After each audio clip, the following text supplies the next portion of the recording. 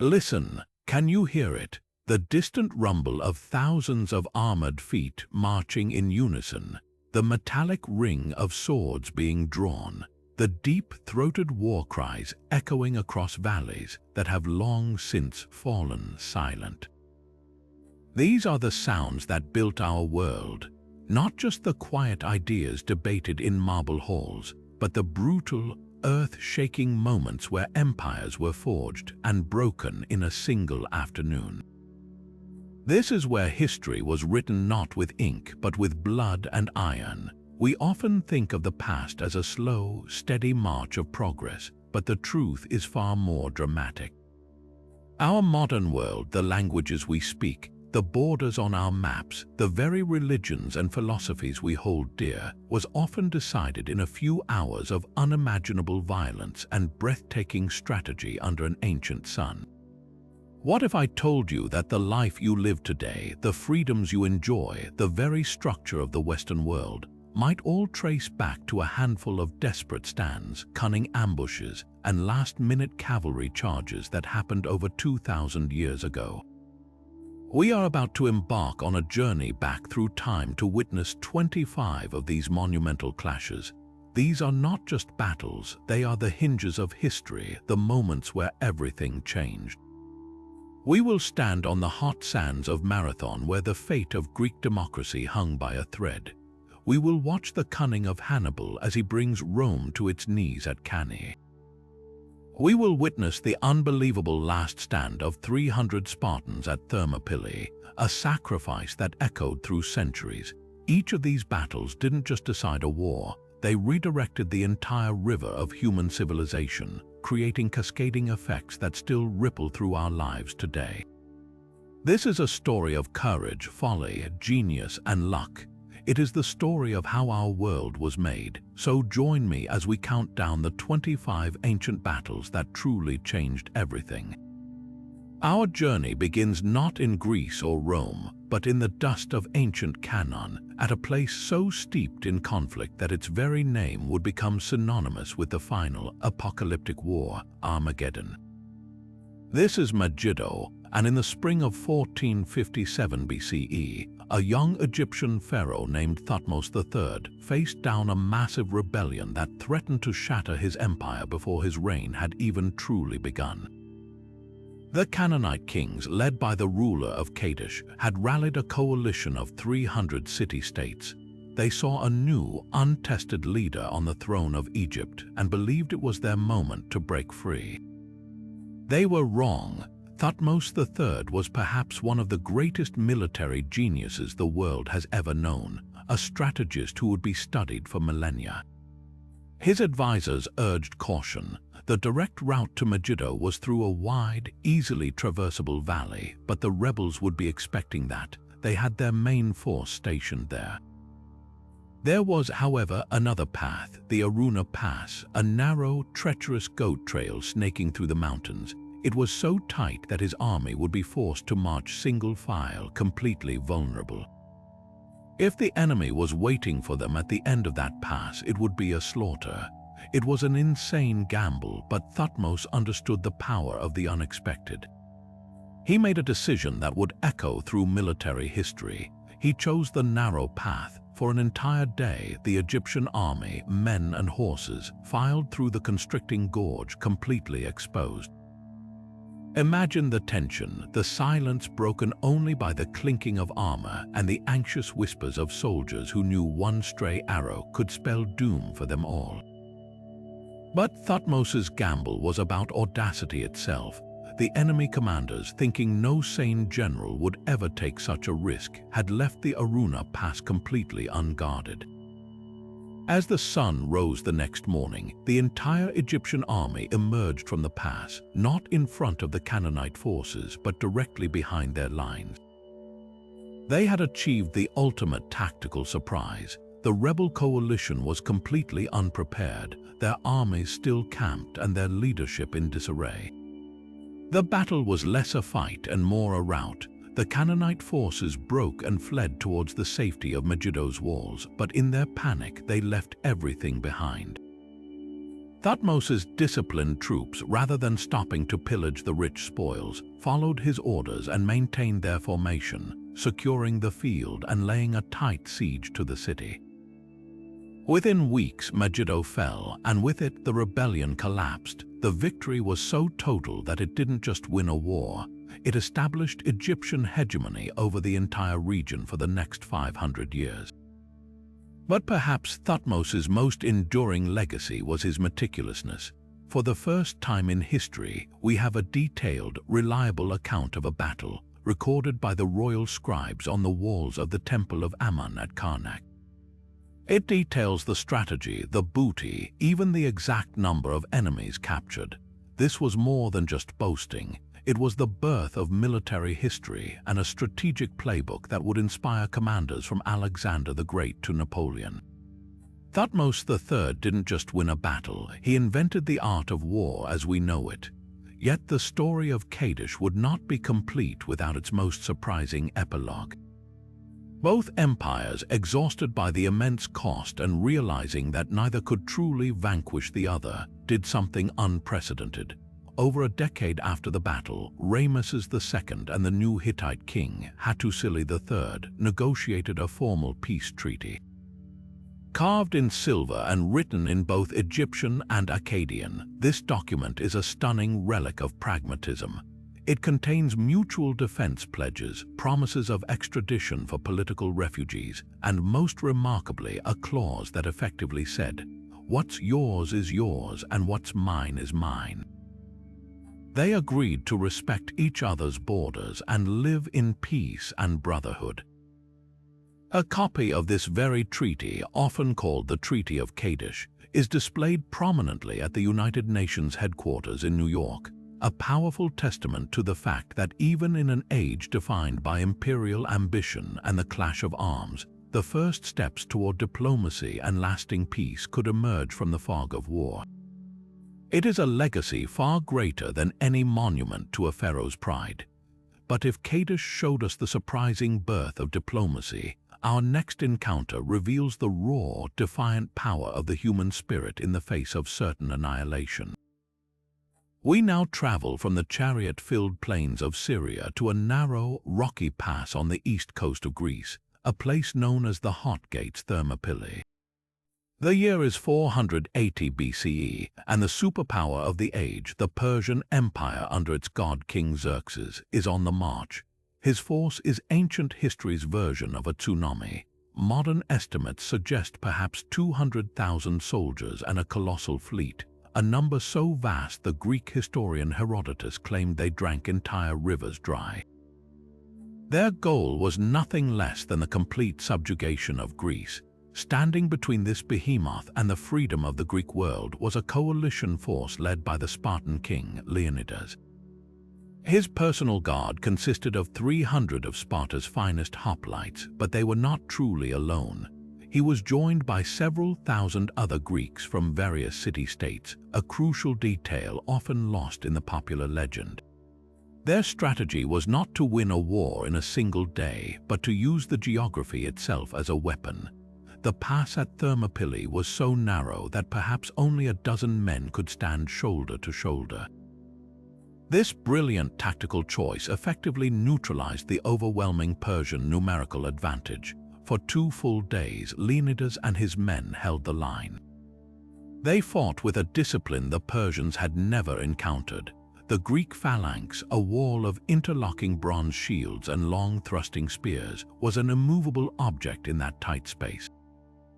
Wave after wave of Persian infantry, including the elite 10,000 immortals, were cut down. The Spartans employed a clever tactic, feigning retreat to draw the Persians in, only to suddenly wheel around and crush the disorganized pursuers. Xerxes, watching from his throne, is said to have leaped up in frustration 3 times, but as is often the case in history, strategy was undone by local knowledge. A Malian Greek traitor named Ephialtes revealed to Xerxes a hidden mountain path that led behind the Greek lines. Upon learning this, Leonidas knew the end had come. He dismissed the bulk of the Greek army to live and fight another day, but he, his 300 Spartans, and a contingent of about 1,000 Thespians and Thebans chosen to stay, made the conscious decision to act as a rearguard. Theirs was no longer a battle for victory, but a sacrifice for time. On the third day, surrounded on all sides, they fought until their spears were shattered, and they were reduced to using their swords, then their knives, and finally their hands and teeth. They were wiped out to the last man. Tactically, it was an utter defeat, but strategically and psychologically, it was a victory of unimaginable proportion. The story of their stand spread like wildfire through Greece, a rallying cry that ignited a spirit of unified resistance. It bought precious time for the Athenian fleet to prepare for the decisive naval battle at Salamis and for the remaining Greek armies to organize. The sacrifice at Thermopylae proved that the Persian war machine was not invincible. It showed that free men fighting for their homeland could stand against the tide of tyranny. Leonidas and his 300 passed into legend not because they won, but because they chose how they would die, and in doing so, gave their countrymen the will to live and win. Their legacy is not one of mere military history, but an eternal symbol of valor, sacrifice, and the incredible power of a few to shape the destiny of many. Yet the defiant sacrifice at Thermopylae, for all its inspirational power, had not stopped the Persian advance. The hot gates had been forced, and the immense army of Xerxes now poured into Greece, its sights set on the ultimate prize, Athens itself. The mood in the city was one of sheer panic. The oracle at Delphi had given a grim and puzzling prophecy, speaking of a wall of wood that would alone prove salvation. Most interpreted this as a call to build a fortified wooden palisade, a desperate last stand. But one man saw a different meaning entirely. The Athenian statesman Themistocles, a figure of brilliant and often ruthless cunning, convinced his people that the wall of wood was their fleet of triremes. He argued that evacuation, not a futile defense of their homes, was the only path to survival. It was an agonizing decision. The Athenians watched from their ships as Xerxes' troops sacked and burned their beloved city, the Acropolis going up in flames. The grief and rage were palpable, but Themistocles held their focus on a greater goal. He knew that for all its land power, the Persian Empire was utterly dependent on its massive navy for supplies and communication. Destroy that navy and the invasion would collapse. The stage was set for a confrontation not on the open sea, but in the narrow, treacherous straits of Salamis where the Greek fleet lay waiting. Themistocles now executed one of the most famous deceptions in military history. He understood that to win, he needed to lure the overconfident Persian fleet into a place where its numbers became a liability. He sent his trusted slave, Sisinus, on a dangerous mission to the court of Xerxes.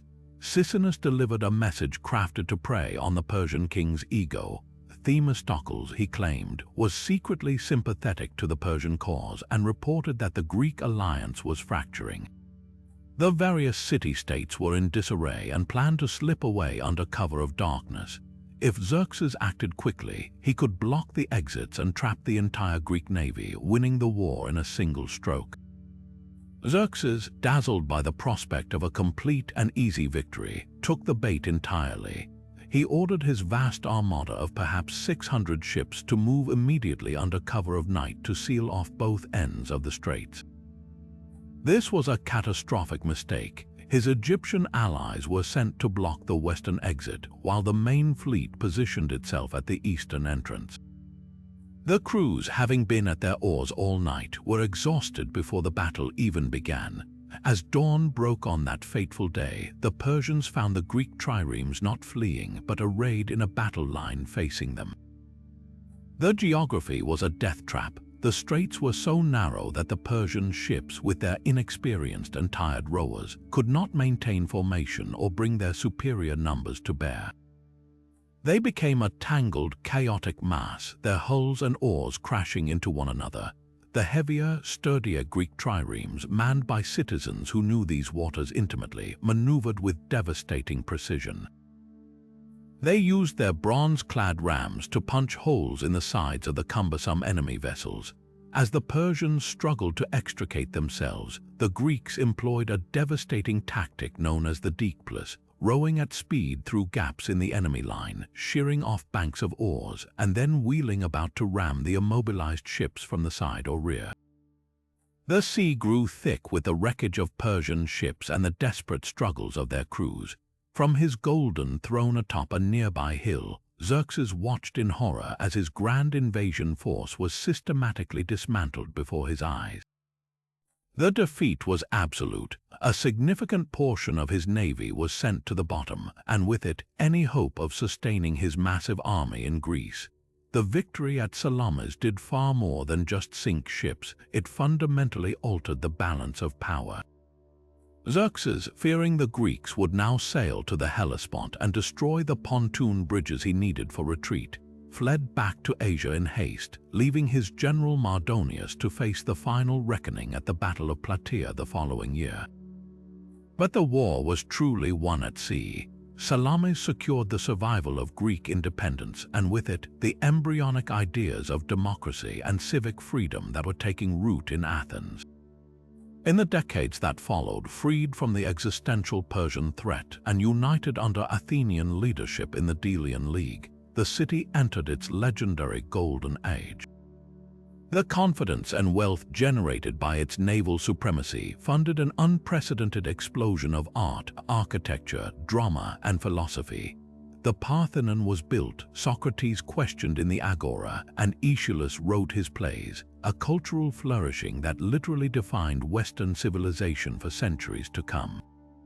And it was all made possible by the cunning of one man and the desperate courage of citizen sailors in a narrow strait, a victory that proved the power of intellect and local knowledge over sheer, overwhelming force. Yet the triumph at Salamis, while shattering the Persian naval threat, had not entirely severed the head of the invasion. A powerful land force, tens of thousands strong under the able command of General Mardonius, remained in Greece. Having wintered in the fertile region of Boeotia, they continued to pose an existential danger, foraging at will and attempting to break the fragile Greek alliance through diplomacy and bribery. The smoldering ruins of Athens served as a constant, grim reminder that the war was not yet won. The following summer, in 479 BCE, the final act of this epic struggle would be written not at sea, but on the dusty plain near the small town of Plataea. Here, the full, brutal might of the Greek hoplite would face the diverse imperial army of Persia in a clash that would decide the fate of a continent. The Persian commander, Mardonius, was a shrewd tactician. He understood that the heart of Greek strength lay in the legendary Spartan phalanx, a formation that required flat, open ground to operate effectively. He chose the open plains near Plataea for this very reason, believing his own superior numbers and especially his formidable cavalry, led by the brilliant Masistius, could outmaneuver and overwhelm the Greeks. He even initiated the battle by sending his cavalry to harass the Greek lines, poisoning springs and disrupting supply lines, a strategy designed to goad the allies into making a rash move on his chosen terrain. The Greek force, however, was a true coalition, the largest ever assembled from the often squabbling city-states. It was led by the Spartan regent Pausanias, who commanded the right wing of the army, the place of honor, while the Athenians held the left and other allies filled the center. For over a week, the two massive armies sat watching each other, a tense stalemate broken only by cavalry skirmishes. The Greeks, wary of the Persian horse archers, had positioned themselves on the lower slopes of the Scythian mountains, a move that negated the cavalry's advantage but also left their stretched supply lines vulnerable. The turning point came with a daring Persian cavalry charge aimed directly at the Megarian contingent in the Greek center. The attack was led by Masistius, a towering figure resplendent in golden armor atop a magnificent Nicaean horse. His initial assault caused significant chaos, but in the brutal melee that followed, his horse was struck by an arrow. The animal reared, throwing Masistius to the ground. Before his guards could recover him, the heavily armored Greek hoplites swarmed the fallen commander, overcoming his exquisite armor and killing him. The Persian cavalry, demoralized by the loss of their beloved leader, retreated in disarray. This event provided a massive boost to Greek morale, proving that the seemingly invincible Persian horsemen could indeed be beaten. But it also forced Mardonius's hand. His strategy of attrition was failing. The Greeks would not be lured onto the plain. He needed a decisive engagement. According to the historian Herodotus, he consulted his seers, who proclaimed that Persian victory would come only through a defensive action. Taking this oracle to heart, Mardonius made a fateful decision. Under the cover of night, he ordered his entire army to pull back across the Asopus River, closer to his fortified camp, hoping the Greeks would perceive this as a retreat and break their disciplined formation to pursue. At dawn, the Greek scouts reported the Persian withdrawal. Pausanias, perhaps believing the enemy was indeed in full retreat, gave the order to advance. But what followed was not a coordinated charge. It was a near-catastrophic breakdown of communication and discipline. The vast Allied army, stretched over miles of difficult terrain, began to advance at different speeds. The center, comprised of troops from various city-states, rushed far ahead, hungry for glory and plunder. The Spartans on the right, however, were delayed by a stubborn Athenian commander who refused to move until his own religious sacrifices proved favorable. This hesitation created a massive, gaping hole in the Greek line. Mardonius, watching from across the river, saw his opportunity instantly. The Greek army was fractured, isolated, and utterly vulnerable. He unleashed his entire force in a furious assault, his cavalry sweeping in to harass the scattered units and his massed infantry surging forward to engage the isolated Spartan right wing. What happened next was a testament to the sheer, unbreakable discipline of the Spartan military machine. Completely isolated and taking the full brunt of the Persian assault, the Spartans and their Tegean allies did not break. They held their ground, forming their iconic phalanx, a wall of bronze shields and long spears, and awaited the order from Pausanias. The Persians, confident in their numbers, planted their large, woven wicker shields in the ground to create a defensive barrier and unleashed a storm of arrows. But against the heavily armored hoplites, the arrows were largely ineffective, clattering off bronze breastplates and helmets. Pausanias, waiting for a favorable omen, finally received it.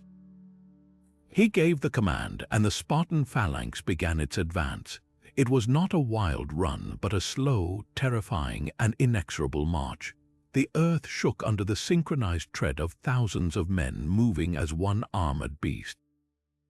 They crashed into the Persian line with an impact that must have been horrifying. The long Greek spears, the Dori, outreached the Persi and Chinese letter S and axes. The hoplites in the front ranks thrust and stabbed over the top of their interlocked shields, while those behind pushed forward with immense force. The Persians, brave as they were, fought with individual valor but lacked the cohesive, grinding discipline of the phalanx. They were pushed back, their formation buckling under the relentless pressure. The battle's climax came when Mardonius himself, mounted on his white charger and surrounded by his elite 1,000-strong bodyguard, plunged into the fray in a desperate attempt to rally his men.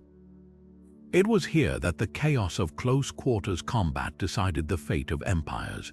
A Spartan warrior named Aramnestus, according to legend, hurled a stone that struck Mardonius in the head, killing him instantly. The death of their commander was the final blow. The Persian army's morale shattered, and their resistance collapsed into a panicked rout. Meanwhile, the Athenians on the left had finally overcome stiff resistance from Theban allies of Persia and now surged forward to assist. The Greek center, which had initially fled, regrouped and joined the assault on the now abandoned Persian camp. The fortifications were stormed and a horrific slaughter ensued. The victory was total. The grand army of Persia, the pride of Xerxes, was annihilated on that plain. The spoils were beyond imagination: mountains of gold, silver, intricately woven tents, and enslaved camp followers all fell into the hands of the victorious Greeks. The Battle of Plataea was more than just a military victory. It was a definitive, unequivocal end. It permanently broke the power of the Persian invasion force and extinguished any realistic hope of a future conquest of mainland Greece. The following year, the allied Greek fleet would win another decisive victory at Mycale, effectively liberating the Ionian Greek cities in Asia Minor and ending the war for good. But it was the triumph of the hoplite at Plataea that secured the independence of the Greek world. This security created the necessary conditions for the unprecedented cultural explosion that followed. With the existential threat removed, Athens, Sparta, and other city-states could turn inward. The confidence born from defeating a global superpower fueled an era of incredible artistic, philosophical, and political experimentation. The ideas of Socrates, Plato, and Aristotle, the timeless dramas of Sophocles and Euripides, the history written by Herodotus and Thucydides, the architectural marvel of the Parthenon, none of this would have been possible if the hoplites had broken that day on the plain of Plataea. Their discipline secured not just a battlefield, but the very future of Western thought. From the disciplined ranks of Greek hoplites at Plataea, we now leap forward a century and a half to witness the ultimate expression of that military tradition, perfected and unleashed upon the world by a young king whose ambition knew no bounds. The security that the Greeks had fought so hard to win had fostered a fractious peace, a constant jockeying for power between Athens, Sparta, and Thebes, until a new power emerged from the rugged north, the Kingdom of Macedon. Under the brilliant, ruthless Philip II, Macedon forged a revolutionary army, and upon his assassination, that army passed to his 20-year-old son, a comet of a man named Alexander. In a whirlwind campaign, Alexander crushed rebellions in Greece, then turned his gaze east to the ancient, towering enemy, the Persian Empire. He crossed into Asia Minor, defeating Persian satraps at the Granicus River, and then shattered a massive royal army personally commanded by King Darius III at Issus. But Issus was fought on a narrow coastal plain, a terrain that cramped the Persians and played to Macedonian strengths. Darius, having escaped that humiliating defeat, was determined not to make the same mistake twice. He would choose the battlefield this time, a place where his overwhelming advantages in numbers and technology could be brought to bear with annihilating force. That place was Gaugamela, a vast, flat plain in what is now northern Iraq, a battlefield meticulously prepared by Persian engineers to be a killing field for their secret weapon, the scythed chariot. The scale of the forces arrayed that first day of October in 331 BCE was staggering. Ancient sources, though likely exaggerated, claimed Darius assembled 1 million men. Modern estimates suggest a more plausible, but still immense, force of perhaps 200,000, including hardened Greek mercenary hoplites, swift Bactrian and Scythian cavalry, war elephants, and 15 scythed chariots, their wheels fitted with razor-sharp blades designed to mow down infantry lines. Alexander, by contrast, commanded no more than 47,000 men. The Persians had spent days leveling the ground, ensuring their chariots would have a smooth, unobstructed path to charge. Darius placed himself and his royal guard in the center, confident that his numerical supremacy on the open plain would allow him to envelop and crush the outnumbered Macedonians. He held every conceivable advantage, and Alexander could not have been more pleased. What followed was not a battle of brute force, but a masterclass in psychological warfare, timing, and tactical geometry. Alexander understood that on this open plain, a direct assault was suicide.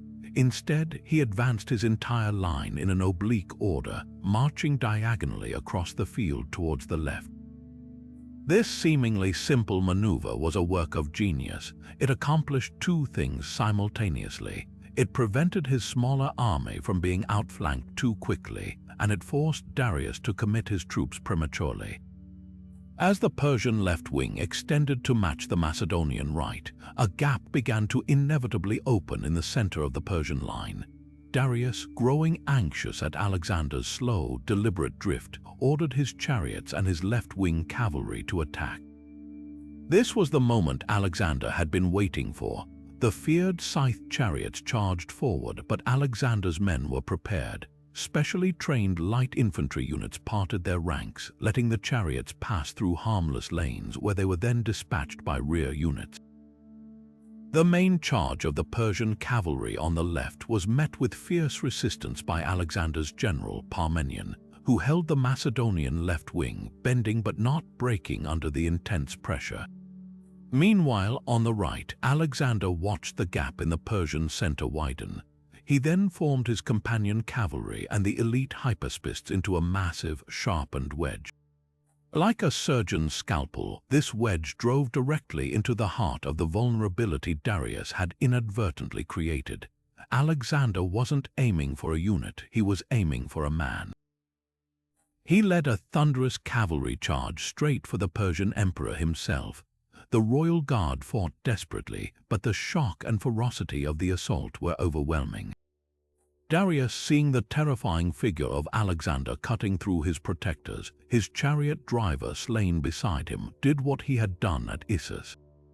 He turned his chariot and fled the field. The collapse was instantaneous and total.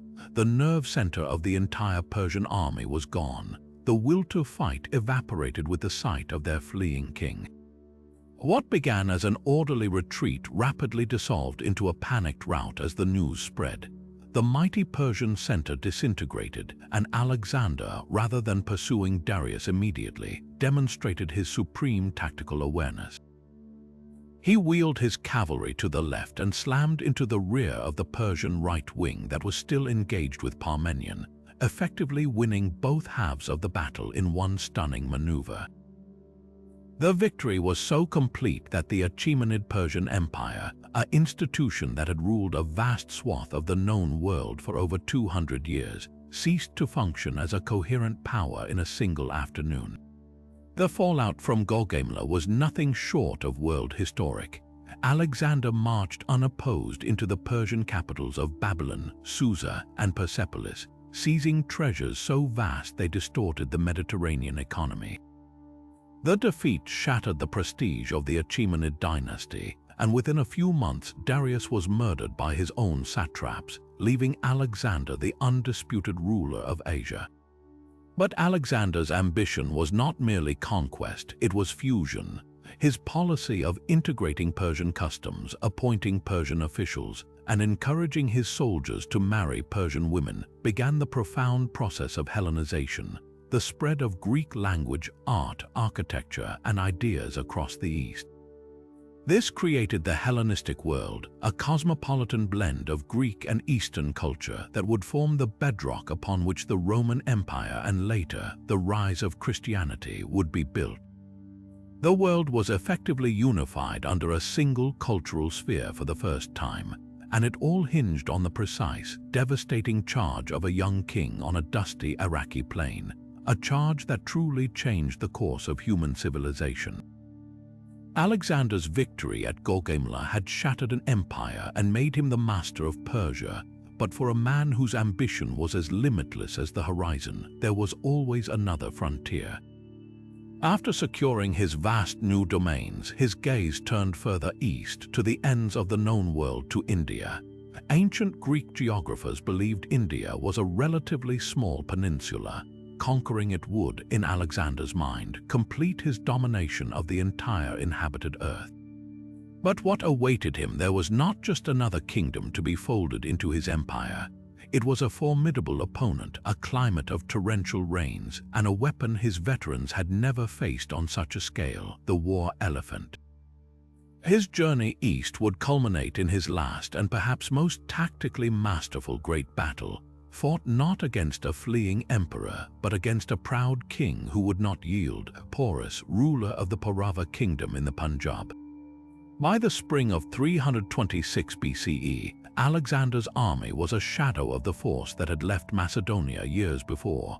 They were exhausted, burdened with loot, and increasingly homesick, yet they followed their king across the Indus River and into a land of immense wealth and strange customs. When they reached the Hydaspes River, now known as the Jhelum, they found their path blocked by Porus and his army arrayed on the opposite bank. The situation was a tactical nightmare for Alexander. The river was swollen and treacherous from the monsoon rains, making a direct crossing suicidal under a hail of arrows. Porus's force was formidable, centered around a core of up to 200 war elephants. These living tanks were terrifying to the Macedonian horses and could trample a phalanx into the mud. To the Greeks, they were monsters from legend. Porus, a giant of a man standing nearly 7 feet tall, was a shrewd commander. He mirrored Alexander's every move along the bank, ensuring his elephants were always positioned to crush any attempted landing. A direct assault was impossible. What followed was a weeks-long campaign of psychological manipulation and strategic deception, a masterwork of misdirection that showcased Alexander's genius for warfare. He split his force, leaving his trusted general Craterus with a large contingent directly opposite Porus's position, with orders to cross only when the main battle was engaged. Then Alexander began a nightly ritual. Each night he would take his companion cavalry on loud, chaotic rides along the riverbank, shouting orders and sounding trumpets as if preparing for an immediate crossing. For the first few nights, Porus's army would mobilize, shifting its elephants and troops to meet the perceived threat, only to find it was a false alarm. After this happened repeatedly, Porus grew accustomed to the noise and stopped reacting. Alexander had successfully conditioned his enemy to ignore the very signal that would precede his real attack. Under the cover of a violent thunderstorm one night, Alexander put his real plan into motion. He led a force of about 11,000 of his best troops, cavalry, hypaspists, and archers, on a long 18-mile march upriver to a hidden ford he had previously scouted. The storm was crucial. Its howling winds and pounding rain masked the sound of his movement. After a difficult crossing, he emerged on the other side, not in the rear of Porus's army, but on its flank. Porus, however, was no Darius. Upon learning of Alexander's crossing from his scouts, he did not panic or flee. Instead, he made a critical decision. He left a small holding force with a few elephants to deter Craterus from crossing at the original site, and then turned his main army to face Alexander head-on, deploying his forces with brilliant skill on a wide, sandy plain perfect for his elephants. The battle began with a charge from Porus's son, who led 2,000 cavalry and 120 chariots against Alexander's advance guard. It was a disaster for the Indians. The wet, muddy ground rendered the chariots useless, and they were easily routed by Alexander's superior cavalry. Now the main armies closed, Porus arranged his infantry in a massive line, with his 200 elephants placed like living fortresses at regular intervals along the front. It was a brilliant defensive formation designed to break any cavalry charge and shatter any infantry advance. Alexander did not take the bait. He refused to charge his beloved horses into the terrifying elephants. Instead, he ceded the initiative to Porus, holding his infantry back while his cavalry, led by the brilliant Coeneus, executed a complex enveloping maneuver on the flanks. The heart of the battle was a gruesome, chaotic melee the Macedonians had never experienced. The Macedonian phalanx advanced, but the sight and smell of the elephants caused utter panic. The beasts, their hides toughened by leather armor, charged into the ranks, trampling men underfoot, using their trunks to hurl soldiers through the air and goring them with tusks tipped with sharp iron points. The Macedonian sarissa pikes could wound the elephants, but often only enraged them further, creating whirlpools of carnage. Alexander's key innovation was to target not the elephants themselves, but their handlers. He ordered his light infantry and agile Agrinian javelin throwers to focus their attacks on the mahouts riding the beasts. As the handlers were picked off, the wounded, confused elephants lost direction. often turning around and stampeding back through their own lines, causing as much damage to the Indian army as to the Macedonians. While this horror unfolded in the center, Alexander's cavalry completed their encirclement. Having defeated the Indian horse on the flanks, they now tightened the noose, attacking the Indian infantry from the sides and rear. The Indian army, hammered by the dual nightmare of the Macedonian phalanx in front and cavalry on all sides, and terrorized by their own rampaging elephants, began to collapse. Yet King Porus fought on. From atop his largest elephant, he became the epicenter of the battle, a symbol of defiant resistance. He fought until he was wounded multiple times, arrows piercing his armor, his elephant the last to leave the field. When the battle was finally won, Alexander sought out his rival. The legendary meeting that followed is a powerful moment in history. Finding the wounded giant, Alexander asked how he wished to be treated. Porus, with immense dignity, replied, "Treat me, O Alexander, like a king." Deeply impressed by his enemy's courage and nobility, Alexander did exactly that. He not only restored Porus to his kingdom but added more territories to it, making him a loyal and powerful satrap on the frontier of his empire. This act was more than just magnanimity. It was brilliant statecraft, securing the eastern border of his empire through a respected local ruler. But the Battle of the Hydaspes, for all its tactical brilliance, was a Pyrrhic victory. The cost was staggering. The Macedonian army had suffered terrible casualties in the brutal fighting against the elephants. The veterans who had followed their king to the end of the earth had finally reached their limit. At the banks of the Hyphosses River further east, they mutinied. They refused to march further into India, terrified of rumors of even larger kingdoms fielding thousands more war elephants. Alexander, for all his power, could not persuade them. The will of his army, the instrument of all his conquests, had broken. It was here that his eastward expansion ended. He was forced to turn back, a decision that defined the easternmost limit of both his empire and the direct reach of Hellenistic culture. The campaign home through the harsh Gedrosian desert would be even more deadly than the battle itself, but it was the refusal of his men at the Hyphosses that truly marked the end of the road. The Battle of the Hydaspes was Alexander's last great triumph, a masterpiece of warfare that ultimately revealed even the greatest conqueror could be halted not by an enemy king, but by the exhaustion of the very men who made his dreams possible. The relentless march of conquest did not belong solely to the West, nor was ambition confined to the Mediterranean world.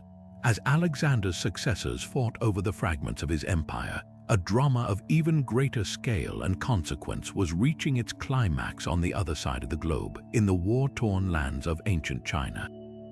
For centuries, the Middle Kingdom had been fractured into 7 major states locked in a perpetual, brutal struggle known as the Warring States period.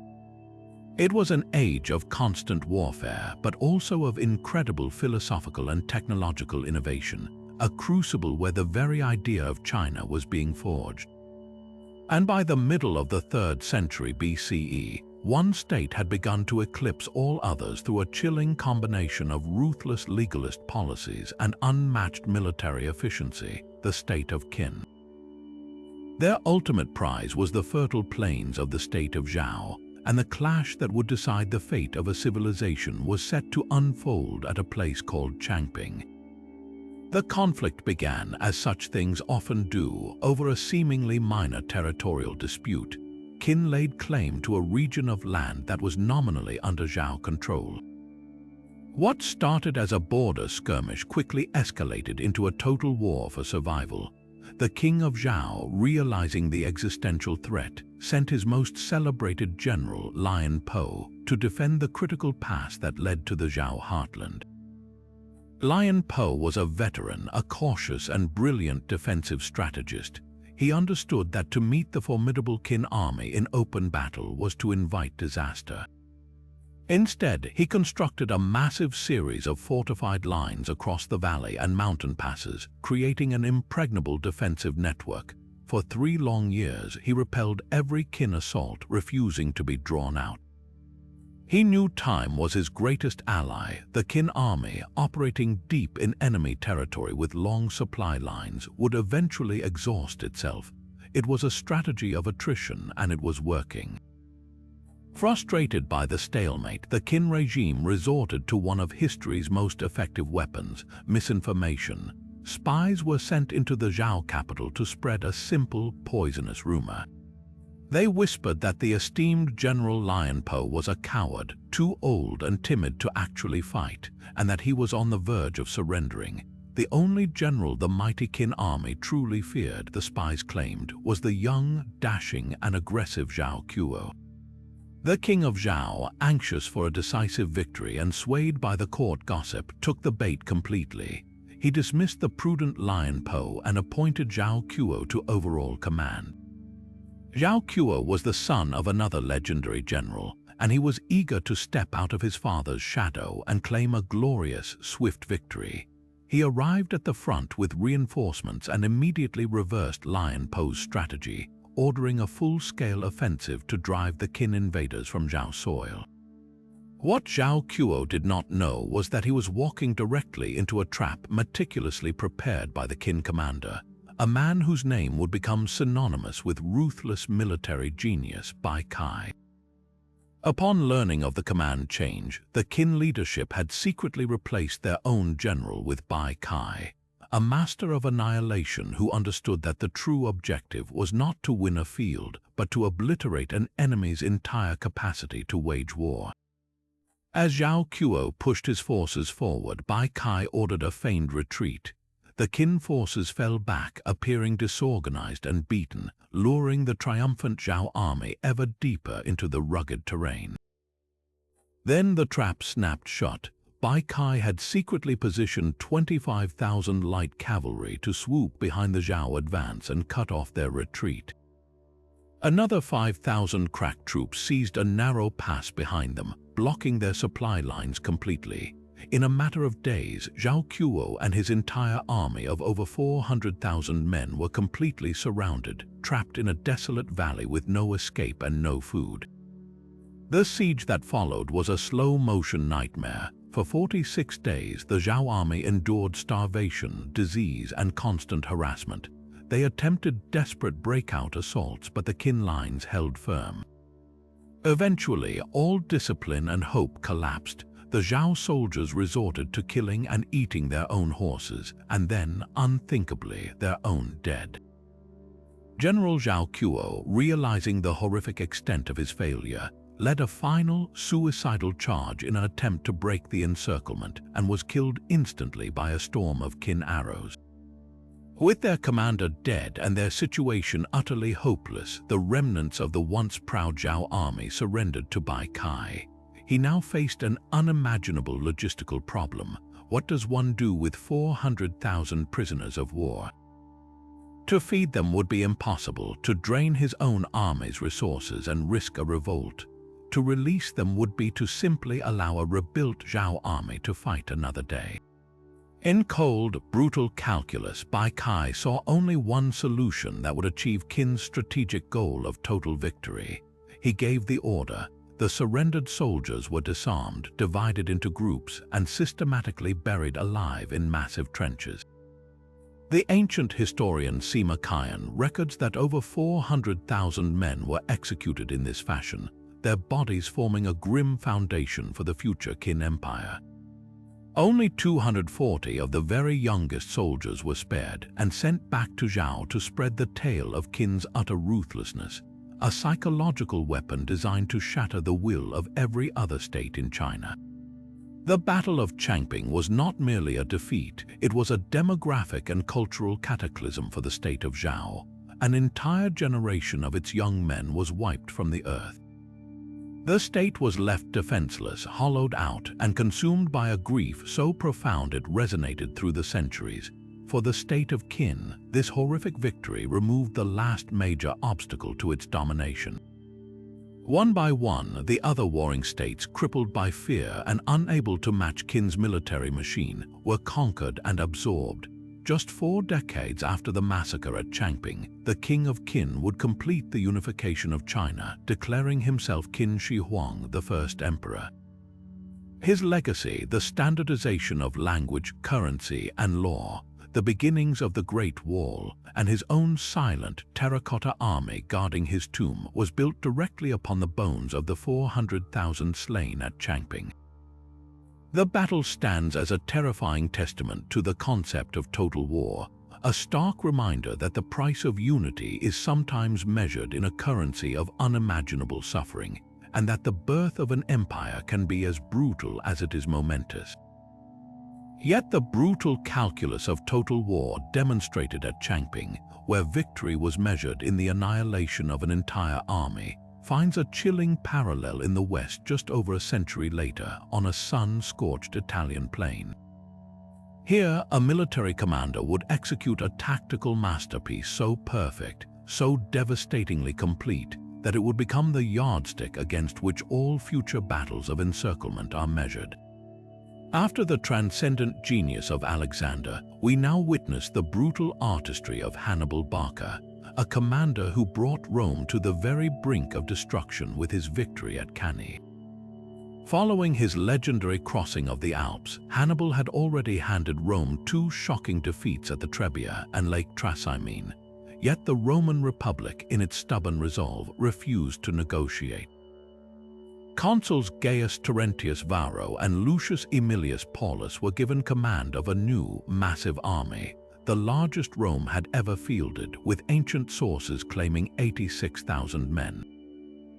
Their strategy was the blunt instrument of sheer mass, to use their overwhelming numerical advantage to simply crush the smaller Carthaginian force through direct head-on assault. They marched to confront Hannibal near the small settlement of Cannae, confident that this time numbers would tell. Hannibal, outnumbered nearly 2 to 1, saw their predictable aggression not as a threat but as the centerpiece of his plan. He chose his ground with precision, positioning his army with the Ophidius River at his back. This was not a mistake. It was a calculated risk to prevent his outnumbered flanks from being easily overlapped and, more importantly, to eliminate any thought of retreat in his own men. They would win or die here, as the massive Roman legions formed up in their exceptionally deep, densely packed formation. A human battering ram designed to punch straight through the center. Hannibal arranged his own troops in a formation that seemed almost bizarre to the Roman commanders. His center, comprised of his Gallic and Iberian allies, was arranged in a convex arc, a shallow crescent bulging toward the Romans. On either end of this crescent, he placed his best and most disciplined troops, his African veterans armed with the finest captured Roman equipment. His cavalry, both Iberian and Numidian, held the flanks. The battle began as Hannibal knew it would. The Roman juggernaut advanced and slammed directly into the bulging Carthaginian center. The Gauls and Iberians fought ferociously but, as planned, began to yield under the immense pressure of the Roman push. The convex crescent slowly began to straighten and then to bend inward, becoming concave. To the roaring Roman legions, it seemed as though victory was at hand. They could see the enemy center breaking. They pushed deeper and deeper into the Carthaginian line, their ranks compressing as they funneled into the killing zone. They had become a massive, unwieldy mob, losing all formation and command in their fervor to deliver the final blow. They had taken the bait completely. While this gruesome pushing match consumed the center, the real battle was decided on the flanks by Hannibal's cavalry. His Iberian and Celtic horse smashed through the significantly weaker Roman cavalry on the right, while the nimble Numidian horsemen engaged and contained their counterparts on the left. Having routed the Roman right flank, the victorious Carthaginian cavalry did not chase the fleeing enemy. Instead, in a moment of brilliant discipline, they swung around the entire rear of the massive Roman army and fell upon the rear of the remaining Roman cavalry, annihilating them. The Roman army was now completely surrounded, its last mobile force gone. This was the moment of annihilation, At Hannibal's signal, his elite African veterans on both wings, who had been standing unengaged, wheeled inward and advanced like two great doors slamming shut. They struck the densely packed Roman legions on their flanks. Simultaneously, the Carthaginian cavalry, having cleared the rear, charged into the Romans from behind. The Romans were trapped in a perfect, airtight encirclement. They were so tightly packed that most could not raise their arms to wield their swords. There was no room to maneuver, no way to fight back. It was no longer a battle, it was a systematic slaughter. The Carthaginians pressed inward, methodically cutting down the helpless Romans hour after hour. By the day's end, the carnage was beyond comprehension.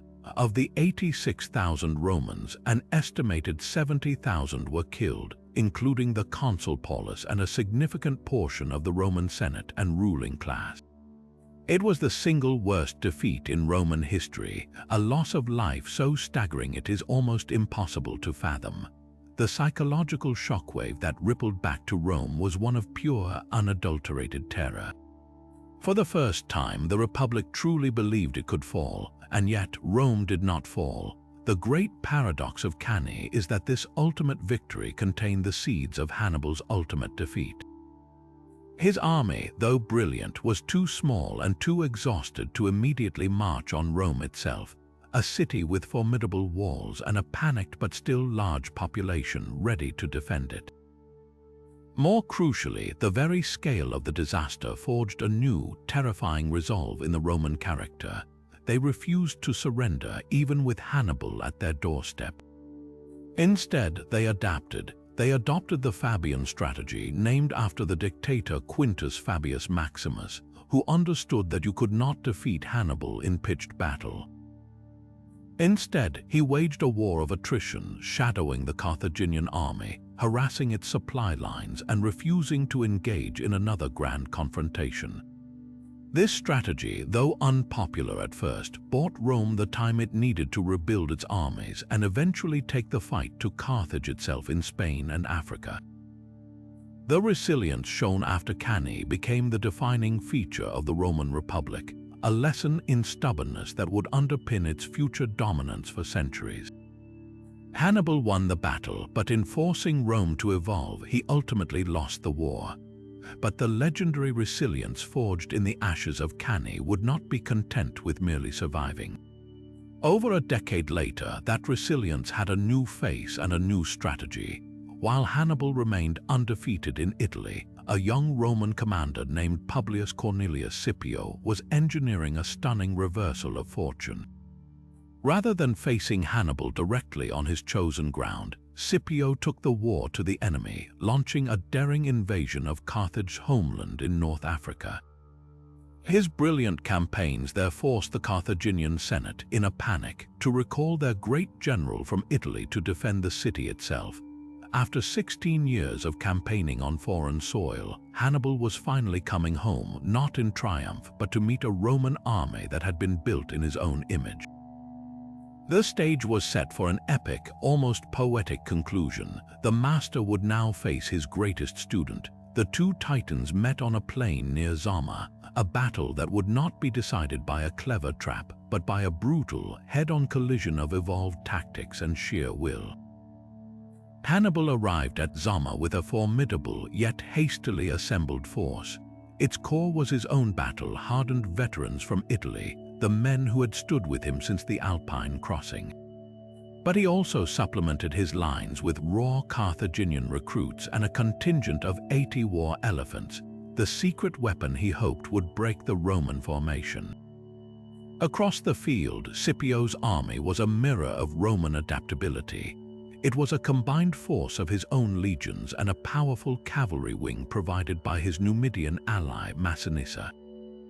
Scipio had spent years studying Hannibal's methods, and he approached this final confrontation not with the blunt arrogance of Varro at Cannae, but with the cunning of a man who had fully absorbed his opponent's lessons.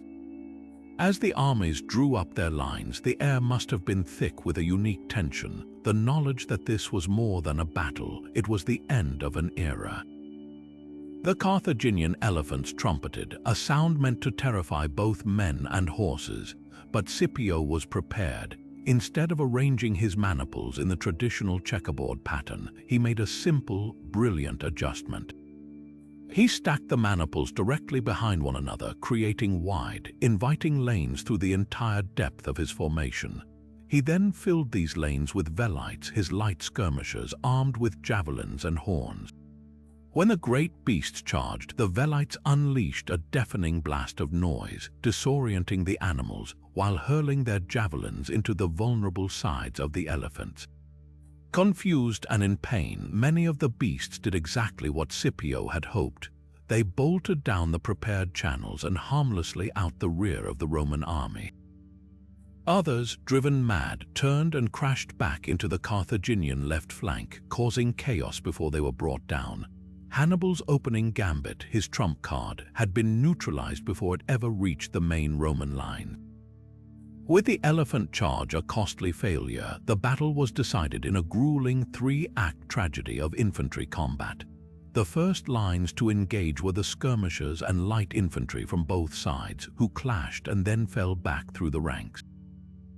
Next, the main bodies of the armies met Hannibal's mercenaries and Carthaginian levies against Scipio's first line of Hastoti.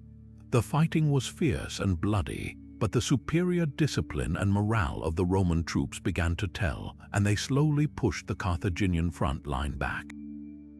But then Hannibal committed his second line, his veterans from Italy.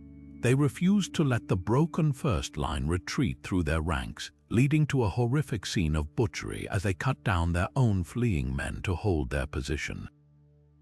The battle escalated into a brutal stalemate, a shoving match of shields and spears between two professional armies of nearly equal skill and determination. It was a test of pure endurance. The decisive moment, the final echo of Cannae, came from the flanks. While the infantry was locked in its deadly embrace, the Roman and Numidian cavalry, led by Scipio's friend Gaius Laelius and King Massinissa, had routed their Carthaginian counterparts. At Cannae, Hannibal's cavalry had used this advantage to encircle the Roman army. At Zama, it was Scipio's cavalry that performed the exact same maneuver. Instead of pursuing the fleeing enemy horsemen off the field, they wheeled around as one and thundered into the rear of Hannibal's third line, his best uncommitted veterans who were still waiting in reserve. The shock was catastrophic. Hit from behind by cavalry and pressed from the front by the reorganizing Roman legions, Hannibal's elite corps was surrounded and systematically annihilated. The Carthaginian army disintegrated. Hannibal himself, witnessing the collapse of his life's work, managed to cut his way out and escape, a general to the last, but a general without an army. The victory at Zama was so complete it was devastating. Carthage had no choice but to accept whatever terms Rome dictated. The peace settlement was designed to ensure Carthage could never threaten Rome again. They were stripped of their entire navy, their overseas empire, and forced to pay a massive indemnity for 50 years. They were forbidden from waging any war, even in self-defense, without Roman permission. In one afternoon, a great commercial and imperial power was reduced to a vulnerable client state. For Rome, Zama was more than just the end of the Second Punic War. It was a declaration of supremacy. With its greatest rival neutered, Rome was now the unchallenged master of the Western Mediterranean. The lessons of Cannae and the glory of Zama forged an unshakable confidence and an appetite for empire that would, within a century, see its influence stretch from the hills of Spain to the shores of Greece. Scipio earned the honorific Africanus for his triumph, but the real victor was the Roman Republic itself, its character hardened in the fire of Hannibal's war and its destiny sealed on the plains of Zama. But the ultimate victory at Zama, which cemented Rome's dominion over the Mediterranean world, also set in motion the internal pressures that would eventually shatter its own republican system. The immense wealth and prestige flowing to conquering generals created a new breed of warlord, men whose personal ambition and loyalty of their veteran armies would soon eclipse the authority of the Senate itself.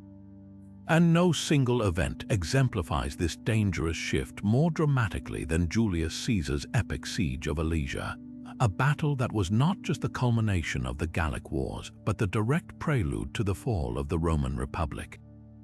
After years of campaigning to subdue the fractious tribes of Gaul, Caesar faced a unified rebellion of nearly the entire region under a charismatic and brilliant new leader, Vercingetorix, a chieftain of the Arverni.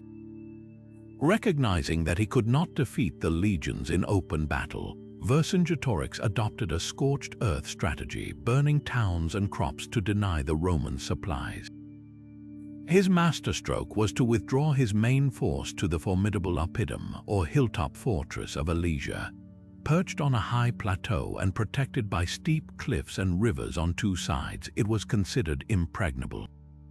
To a conventional general, a direct assault would be suicide and a simple siege would take months, time Caesar did not have as a massive Gallic relief army was already gathering. Caesar's response was an act of breathtaking audacity and engineering genius that defied conventional military logic. He decided not to merely besiege Alesia, he would build a cage around it. He ordered his legion's veterans, who by now were as much engineers as soldiers, to construct a circumvallation, an 11-mile-long wall of fortifications encircling the entire hill. This was not a simple palisade, it was a complex death trap featuring a deep ditch, then a second ditch filled with water from diverted rivers where possible, and then a multi-layered series of obstacles. Sharpened stakes called stimuli were hidden in grassy fields. Rows of 5-branched trees sharpened into spikes known as sippi were embedded in the earth, and worst of all, were the lilies' carefully concealed pits with a sharpened stake at the bottom, disguised with brushwood. Behind all of this stood a 12-foot-high rampart and wall, dotted with watchtowers every 80 feet. But Caesar, knowing the relief army was coming, then performed the unthinkable. He ordered the construction of a second, outer wall of contravallation, 14 miles in circumference, identical to the first but facing the other way. In a matter of weeks, his men had built 2 massive fortified lines, one facing in, one facing out. The Romans were now the besiegers and the besieged, a thin layer of men and wood sandwiched between a fortress full of enemies and a countryside soon to be filled with them. Inside Alesia, Vercingetorix and his 80,000 warriors watched this incredible structure rise, their confidence slowly turning to dread. When the Gallic relief force, estimated by Caesar at 250,000 men, finally arrived and encamped on the surrounding hills, the stage was set for a final, apocalyptic struggle. The Gallic commanders, led by Vercingetorix's cousin Vercassivellaunus, coordinated a massive, simultaneous assault from within and without. The attack began with a furious cavalry charge from the relief army against a weak point in the outer Roman lines identified by scouts. At a prearranged signal, Vercingetorix led his entire force out of Alesia and threw them against the inner walls. Caesar's legions were now fighting for their lives on 2 fronts, the air filled with the cacophony of war cries, the thud of projectiles, and the screams of the dying. The discipline and training of the Roman soldier was tested to its absolute limit. They raced along the interior of the walls, shifting reserves to plug breaches wherever the Gauls threatened to overwhelm them. Caesar, clad in his distinctive red paludamentum cloak, moved constantly behind the lines, a visible symbol of resolve, directing the defense and personally encouraging his men. The battle raged for hours, a brutal test of endurance. At a critical moment, the Gauls managed to overwhelm a section of the outer fortifications, pouring into the deadly no-man's land between the walls. It seemed the Roman lines would finally break. Seeing the crisis, Caesar made his legendary, war-winning decision. He personally led his own personal reserve, a force of 6,000 cavalry and several cohorts he had held back for this exact moment, and launched a counterattack from the rear. He ordered other cohorts to follow him, and the sight of the legendary general leading a charge from the outside while his infantry held from the inside caused a panic among the Gallic troops. Their assault lost cohesion, and under the pressure of the 2-pronged Roman counterattack, it shattered. the relief army, seeing its best effort had failed, melted away into the night. Trapped inside with no hope of rescue and no food left, Vercingetorix was forced to surrender. The next day, the Gallic chieftain rode out in his finest armor, circled Caesar on his horse, dismounted, laid his weapons at the proconsul's feet, and was taken prisoner. The victory at Alesia was so complete it was transformative. The subjugation of Gaul was final, adding a vast, wealthy territory the size of modern France to the Roman Empire, a region that would become one of its most loyal and Latinized provinces for centuries. For Caesar, the spoils were beyond calculation. The plunder enriched him beyond the dreams of any Roman, allowing him to pay off immense debts and fund a vast patronage network back in Rome. Most importantly, he now commanded the unwavering loyalty of the most battle-hardened legions in the world, men who owed everything to him personally, not to the distant Senate. When that same Senate, fearful of his power, later ordered him to disband his army and return to Rome as a private citizen, he had a choice. He could submit and likely face political destruction or even death, or he could use the sword he had forged at Alesia to defend his own honor. Just a few years later, he stood on the banks of the Rubicon River with that very army. Remembering the shared trial by fire at Alesia, he chose to cross, plunging the Republic into a civil war from which it would never recover. The siege was more than a military masterpiece. It was the forge in which the tools of the Republic's destruction, a supremely loyal army, and a fabulously wealthy, popular general were created. Alesia secured Gaul for Rome, but it doomed the Roman Republic itself. Yet the civil war ignited by Caesar's Rubicon crossing, a conflict that ultimately consumed the Republic, would find its final, dramatic conclusion not on the battlefields of Italy or Greece, but on the shimmering Ionian Sea. The assassination of Julius Caesar did not restore the Republic. It instead unleashed a power struggle between his avengers and his assassins, and then, inevitably, between the avengers themselves. By 32 BCE, the Roman world was effectively split in two. In the west stood Octavian, Caesar's shrewd, coldly calculating adopted son and heir. In the east was Mark Antony, Caesar's former master of the horse, a charismatic and brilliant general now deeply enmeshed in a political and romantic alliance with Cleopatra VII, the Hellenistic queen of Egypt. Their union was a potent mix of personal passion and strategic ambition, a direct challenge to Octavian's authority and the traditional, conservative values of Rome itself. Octavian skillfully turned this against them, portraying Antony as a decadent traitor bewitched by an Eastern queen who sought to rule Rome from Alexandria. The stage was set for a final, decisive clash, a civil war that would be decided not by legions, but by massive fleets of oared warships meeting off the coast of Greece near the promontory of Actium. The campaign leading to the battle was a masterclass in strategic maneuvering. Antony and Cleopatra had transported their main army and a vast fleet of over 500 ships to Greece, establishing a stronghold at Actium. Their plan was to draw Octavian into a decisive naval engagement where they believed their heavier, larger vessels, some boasting multiple banks of oars and towering castles fore and aft, would overpower Octavian's fleet, commanded by his brilliant friend and admiral Marcus Vipsanius Agrippa. Agrippa, however, was a logistical and tactical genius. While Antony's forces suffered from supply shortages and a malaria outbreak, Agrippa spent months systematically capturing strategic ports and coastal towns, strangling Antony's supply lines and effectively blockading his fleet within the Ambracian Gulf. Trapped and with morale plummeting from disease and desertion, Antony faced a grim choice: surrender and be destroyed piecemeal or force his way out. He and Cleopatra decided on a desperate breakout plan.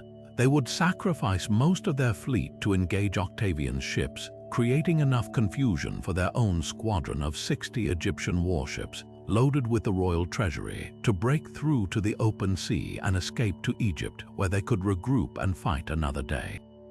On the 2nd of September, 31 BCE, the two fleets arranged themselves for battle.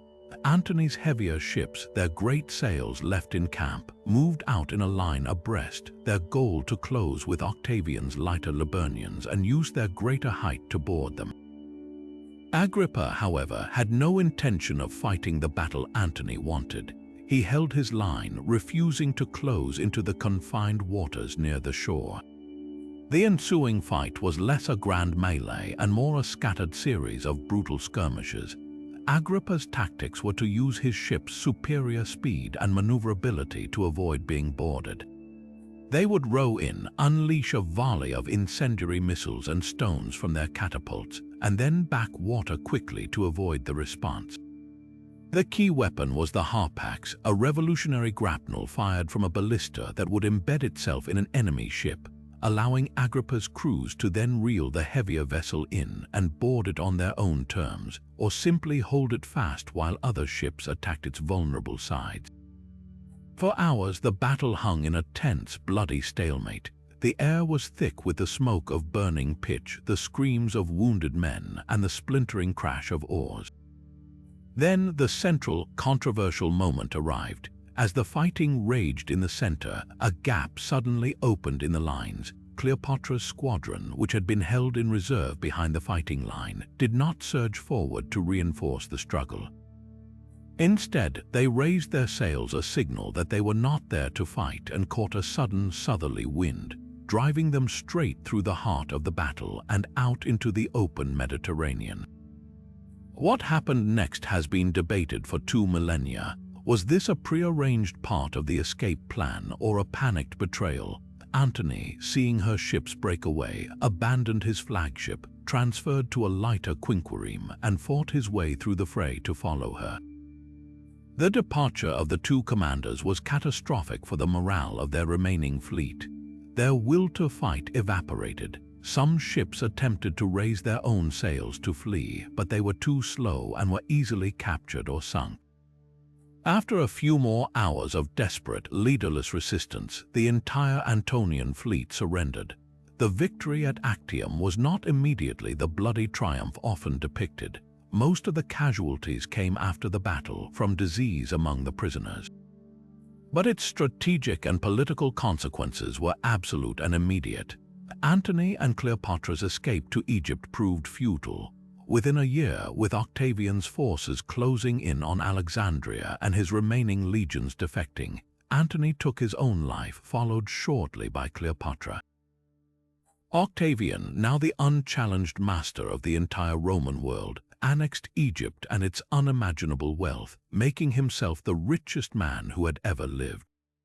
More importantly, he used this victory to perform a masterful piece of political theater. He did not declare himself king or dictator. Instead, he claimed to have saved the Republic from the foreign threat of Cleopatra. In 27 BCE, he restored the Republic to the Senate and people of Rome, and in return, they gratefully granted him the new name Augustus and a package of supreme powers, effectively making him the first emperor while maintaining the facade of the old system. The Roman Republic, broken by decades of civil war, was dead.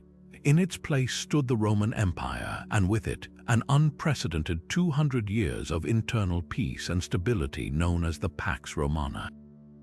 The vast Mediterranean world, from Spain to Syria, would now be governed under a single, stable authority, allowing for the flourishing of trade, architecture, literature, and law that would define the classical world and shape the foundation of modern Europe.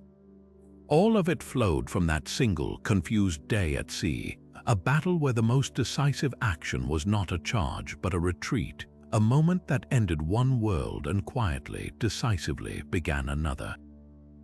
Yet the world-altering peace ushered in by Augustus, the Pax Romana that followed his victory at Actium, was not achieved without cost, and its boundaries were not limitless. For all its glory, the Roman Empire would soon learn that there were places where its eagles simply could not fly, where its legions' famed discipline shattered against the dark, impenetrable heart of a foreign wilderness. This brutal lesson was delivered not in the sun-baked deserts of the East, but in the dripping, ancient forests of a land the Romans called Germania. Here, in the autumn of the year 9 CE, a catastrophe unfolded so complete and so shocking that it would echo through the ages, a trauma that forever scarred the Roman psyche and carved a permanent border into the map of Europe. This was the Battle of the Teutoburg Forest. The architect of this disaster was a man the Romans thought they had made one of their own. Arminius, a prince of the Germanic Cherusci tribe, had been raised in Rome as a hostage, educated in Latin and Roman military tactics, and even granted the high honor of equestrian status. He returned to Germania as a trusted advisor to the provincial governor, Publius Quinctilius Varus, a nobleman known more for his administrative zeal and political connections than his military acumen. Varus was tasked with the Romanization of the new province of Germania, a process he pursued with typical Roman heavy-handedness, imposing taxes and Roman law upon the fiercely independent tribes. To Varus, Arminius was the perfect asset, a native guide who could help him civilize this barbaric land. He had no idea that beneath the veneer of Roman culture beat the heart of a patriot, a man who had not forgotten his people or their desire for freedom.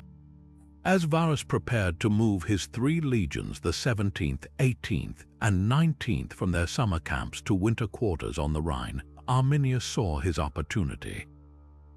He presented the governor with reports of a minor tribal revolt, a distraction that needed quelling. He suggested a slight detour through the Teutoburg Forest, a route that would allow Varus to display Roman might and settle the issue on his way to the Rhine. It was a masterpiece of deception. Varus, confident and utterly unsuspecting, agreed. The Roman column that trudged into the forest that September was a sprawling, vulnerable beast. Stretching for miles along the narrow, muddy track were not only 15,000 of Rome's finest soldiers, but also thousands of camp followers, scribes, merchants, slaves, and even entire families. Their progress was painfully slow, their formation stretched and broken by the difficult terrain of dense woods, swampy ground, and steep, forested hills. Then the autumn rains began, turning the paths into a quagmire that clung to their boots and slowed the creaking wagons to a crawl. The very weather had become a weapon. It was at this moment of maximum vulnerability, deep inside the suffocating embrace of the forest, that Arminius struck. He vanished from the Roman vanguard, joining his gathered coalition of Germanic warriors Cherusci, Marsi, Chatti, and Bructeri, who were hidden in the mist and trees, watching the struggling Romans with grim satisfaction. The attack, when it came, was not a single set-piece battle. It was a relentless, days-long nightmare of ambush and slaughter. From the cover of the dense oak and birch trees, Germanic warriors hurled a storm of javelins and spears down into the chaotic Roman column. The Romans, trained to fight in tight, disciplined formations in open country, could not form their battle lines. Their heavy javelins, the pila, were useless at long range and caught in the undergrowth. Their large, curved scutum shields became cumbersome obstacles in the tight spaces. They were blind, fighting an enemy they could barely see, who would emerge from the fog to deliver a killing blow before melting back into the shadows. The Germanic warriors, using their intimate knowledge of the land, moved quickly along hidden paths to set new ambushes further down the trail, so that the Romans were under constant attack, their numbers dwindling with every step. The first day was a bloody rout. The second was a desperate fight for survival as the remnants tried to build a makeshift fortified camp. On the third and final day, realizing all was lost, Varus took his own life, falling on his sword in the Roman tradition to avoid capture. His example was followed by many of his senior officers. Leaderless and surrounded, the remaining legionaries were systematically hunted down and massacred. Very few escaped. The 3 legions, their names and standards, were wiped from the Roman army list, never to be used again. The archaeological site at Calchris has given this ancient horror a chilling, tangible reality. The ground itself is a mass grave. Excavations have revealed a ghastly assemblage, a field of bones showing terrible wounds from German spears and clubs, the calcified remains of a mass of pack animals and equipment abandoned in a bog, and most hauntingly, the iron face mask of a Roman cavalry officer, ripped from his helmet in the violence, its grim, silent visage a perfect symbol of the shock and terror of that day. This was not a defeat, it was an annihilation. When the news finally reached the 72-year-old Emperor Augustus in Rome, the effect was cataclysmic. The historian Suetonius records that the emperor was so overcome with grief and rage that for months afterward he would beat his head against the palace walls, shouting into the emptiness, "Quintilius Varus, give me back my legions." This was more than just the loss of 15,000 men, a devastating 5% of Rome's entire military strength. It was the shattering of an invincible myth. For the first time in living memory, a Roman army had not just been beaten but utterly erased. The psychological blow was so profound that it fundamentally altered Roman foreign policy. All dreams of conquering Germania and expanding the empire to the Elbe River died in that forest. The Rhine became Rome's permanent, fortified northeastern border, a limes beyond which they would not venture. The cultural consequences of this decision are almost impossible to overstate.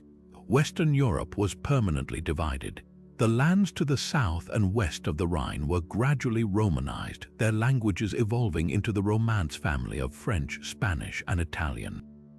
The lands to the east and north remained firmly Germanic, their cultures and languages developing independently. The Battle of the Teutoburg Forest, a bloody ambush in the rain, dictated the linguistic and cultural map of the continent for the next 2,000 years, a border of consciousness forged not by treaties but by the silent, waiting trees.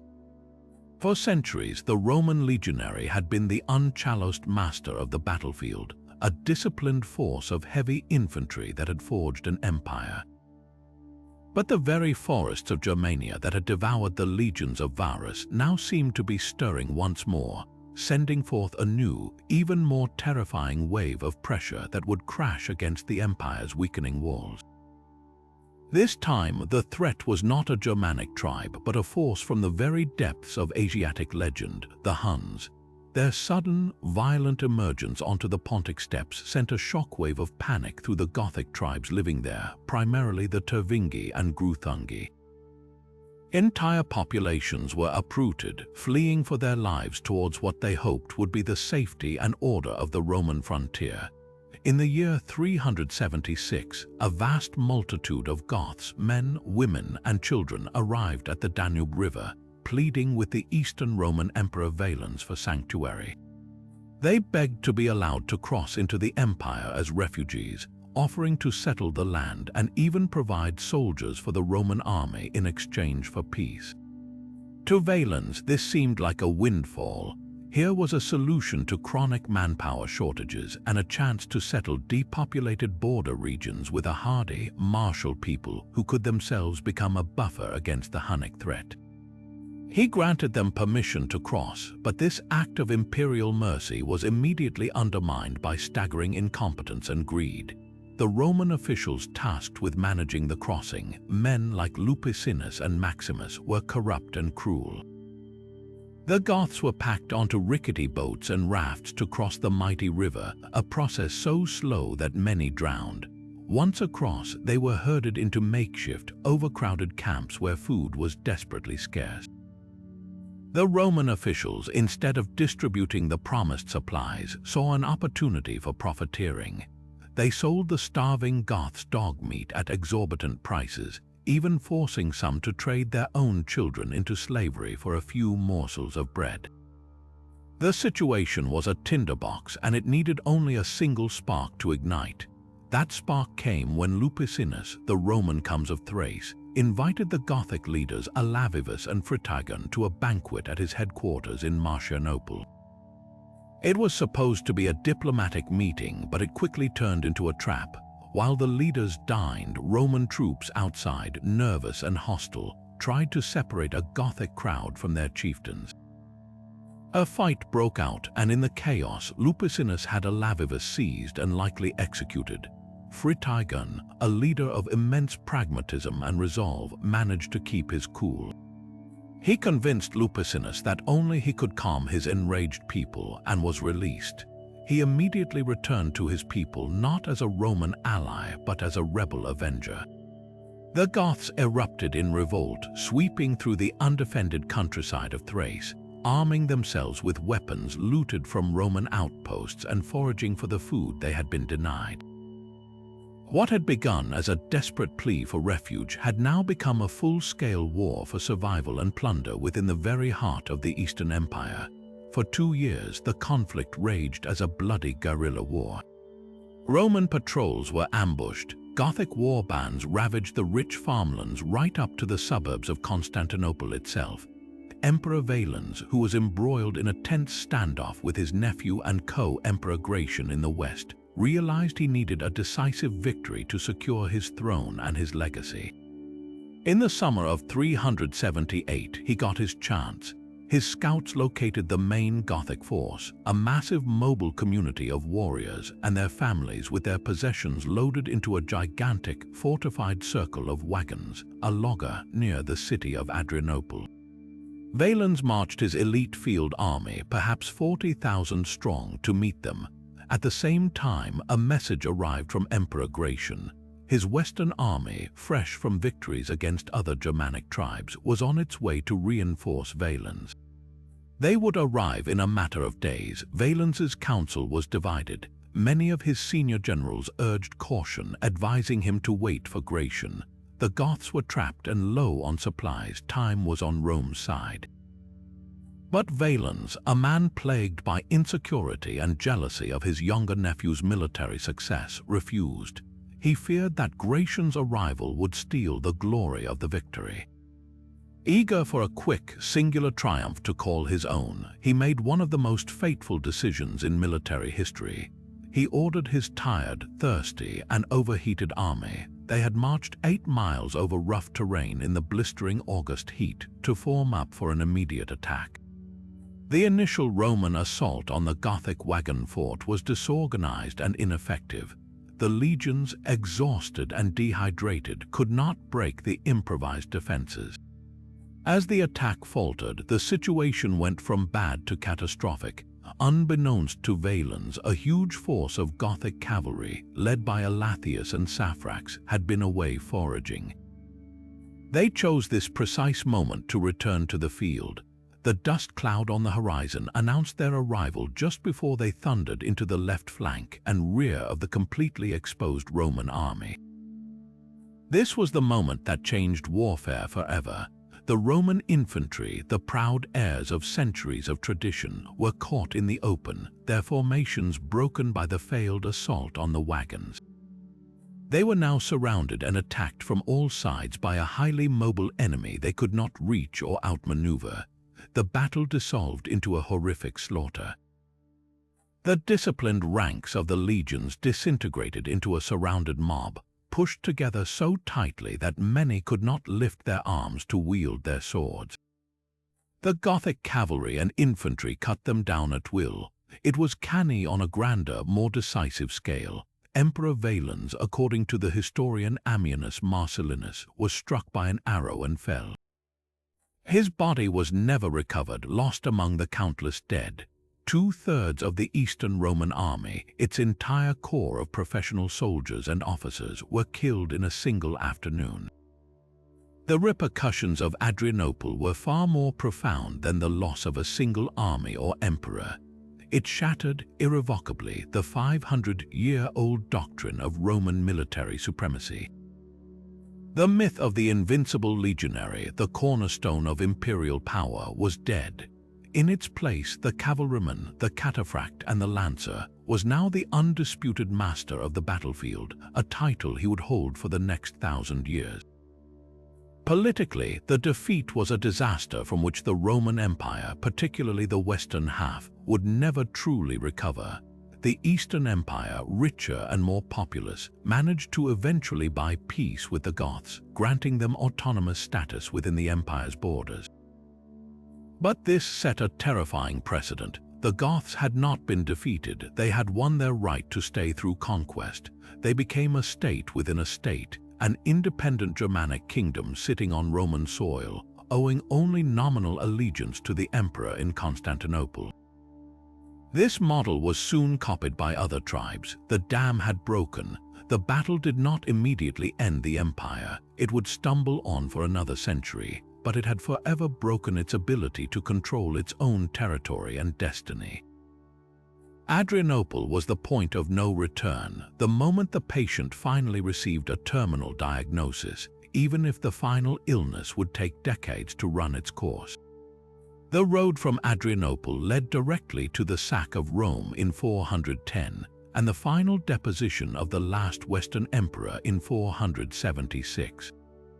It was the day the ancient world truly began to die, and yet the world did not end at Adrianople.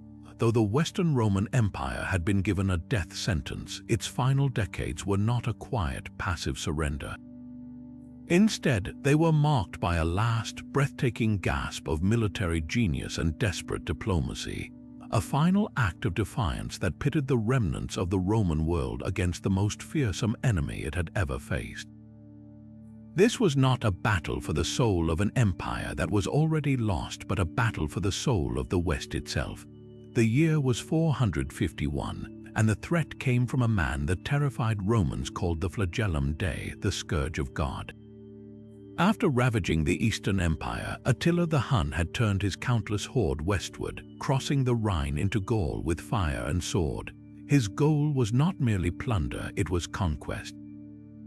City after city fell, their populations slaughtered or enslaved, the very earth seeming to tremble under the hooves of the Hunnic cavalry. The path of destruction pointed directly at the heart of what remained of Roman Gaul. But waiting for him was perhaps the last man who could possibly stand in his way, Flavius Aetius, a Roman general whose own life story was a mirror of the empire's complicated twilight. Known as the last of the Romans, Aetius had spent part of his youth as a hostage, first with the Goths and then, crucially, with the Huns themselves. He spoke their language, understood their tactics, and had even fought alongside them as allies in previous Roman civil conflicts. Now he had to use that intimate knowledge to defeat his former friends. His army, however, was barely Roman at all. It was a fragile, unprecedented coalition of former enemies, a battle of the nations summoned to defend a crumbling idea. There were the Visigoths settled in Aquitaine under their aging, proud King Theodoric, who had their own kingdom to protect. There were the Franks, the Burgundians, the Saxons, and the Alans, each with their own grudges and loyalties. Holding this volatile alliance together was Aetius's true masterpiece, a diplomatic feat as impressive as any military maneuver. He had to convince these Germanic warlords that their individual fates were tied to a collective victory, that the nightmare of Hunnic domination was a far greater threat than their old rivalry with Rome. The two colossal forces finally met on a wide, open plain near what is now Châlons-en-Champagne in France. The field was dominated by a single, significant ridge, a feature that would become the pivot point of the entire battle. Aetius, understanding the Hunnic reliance on cavalry and archery, seized the high ground for his coalition, forcing Attila to attack uphill. The disposition of the armies was a careful calculation of trust and suspicion. Aetius placed his most reliable, or perhaps least unreliable, Roman troops on the left flank. The right flank was entrusted to his powerful but unpredictable allies, the Visigoths under Theodoric. And in the center, he positioned the Alans, a steppe people similar to the Huns. This was a deliberate and risky move. Their loyalties were uncertain, and Aetius knew that if they broke or switched sides, his entire line would collapse. But he also knew their horse archers were the best match for the Hunnic cavalry they would face. Attila, confident in his overwhelming numbers, placed himself and his best Hunnic warriors in the center, opposite the Alans, hoping to smash through them quickly. The battle began in the late afternoon, a chaotic, sprawling melee that ancient sources claim involved hundreds of thousands of men. Attila's central force surged up the ridge, crashing into the Alanish center in a storm of arrows and lance charges. The fighting was horrific, a swirling chaos of slashing swords and trampling horses. Meanwhile, the flanks erupted into their own separate battles. On the Roman left, Aetius's men held firm against fierce Hunnic assaults. But it was on the right that the battle reached its crescendo. The Visigoths, under the direct command of the aged King Theodoric, found themselves locked in a desperate struggle against the Ostrogoth allies of Attila, a tragic civil war between different branches of the Gothic people fighting on Gallic soil. Amid the ferocious combat, King Theodoric was thrown from his horse and was tragically trampled to death in the mud, a fate hidden from his men who fought on with redoubled fury under his son Thorismund. As darkness began to fall, the battle had devolved into a series of brutal, isolated struggles across the vast plain. There was no single dramatic moment of breakthrough. Instead, it was a war of attrition on an epic scale. The ridge, drenched in blood, changed hands multiple times. Finally, it was Thorismund and the Visigoths who, having gained the upper hand on their flank, managed to fight their way to the top of the ridge and capture it. From this commanding position, they could see the Hunnic camp. At the same time, the Alanish center, though battered, had not broken. Attila, realizing his central assault had failed and his flanks were crumbling, found himself surrounded. In a stunning reversal, the great scourge of God was forced to retreat behind a wall of wagons and prepare for a final, suicidal last stand. The next morning, Aetius and the coalition leaders surveyed a field carpeted with the dead, from legendary kings to unnamed soldiers from a dozen nations. Estimates of the fallen range from 165 to 300,000, numbers that speak to the apocalyptic scale of the slaughter in the ancient mind. Yet when they looked toward the Hunnic logger, they saw not a defeated army, but a fortified hedgehog of spears with Attila at its center, prepared to sell his life dearly.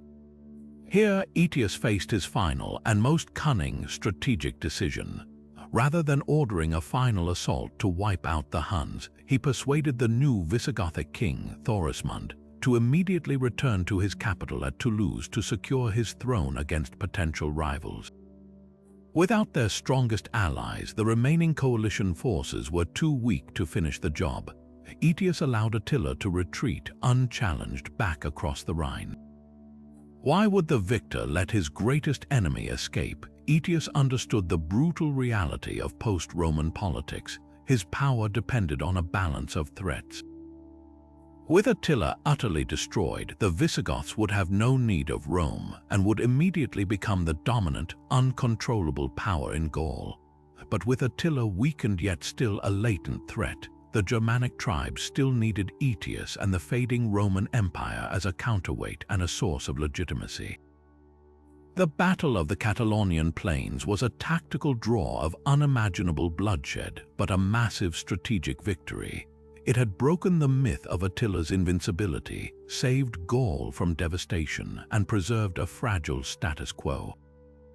It was the last great action taken in the name of a unified Western Roman Empire, a final moment where the old world, by harnessing the power of the new, could still dictate terms on the battlefield. But it was a swan song. Aetius, the last Roman, would be murdered by his own jealous emperor just a year later. And Attila, though checked in Gaul, would turn his wrath toward Italy the very next year, only to die mysteriously on his wedding night in 453, his empire fracturing into nothingness almost as quickly as it had arisen. The battle bought time, but it could not alter the inevitable fate of the West. The empire Aetius fought for was already gone. He had simply summoned the ghosts of its future to protect the ghost of its past. Yet the stunning victory on the Catalonian plains, while halting Attila's advance, could not reverse the deep currents of history pulling the Western Roman Empire beneath the waves. Within a single generation, the last emperor had been deposed, and the long twilight of antiquity had settled over Europe. But as one world faded in the West, a new and utterly transformative power was exploding out of the Arabian Peninsula, poised to rewrite the map of the known world in a single, breathtaking century.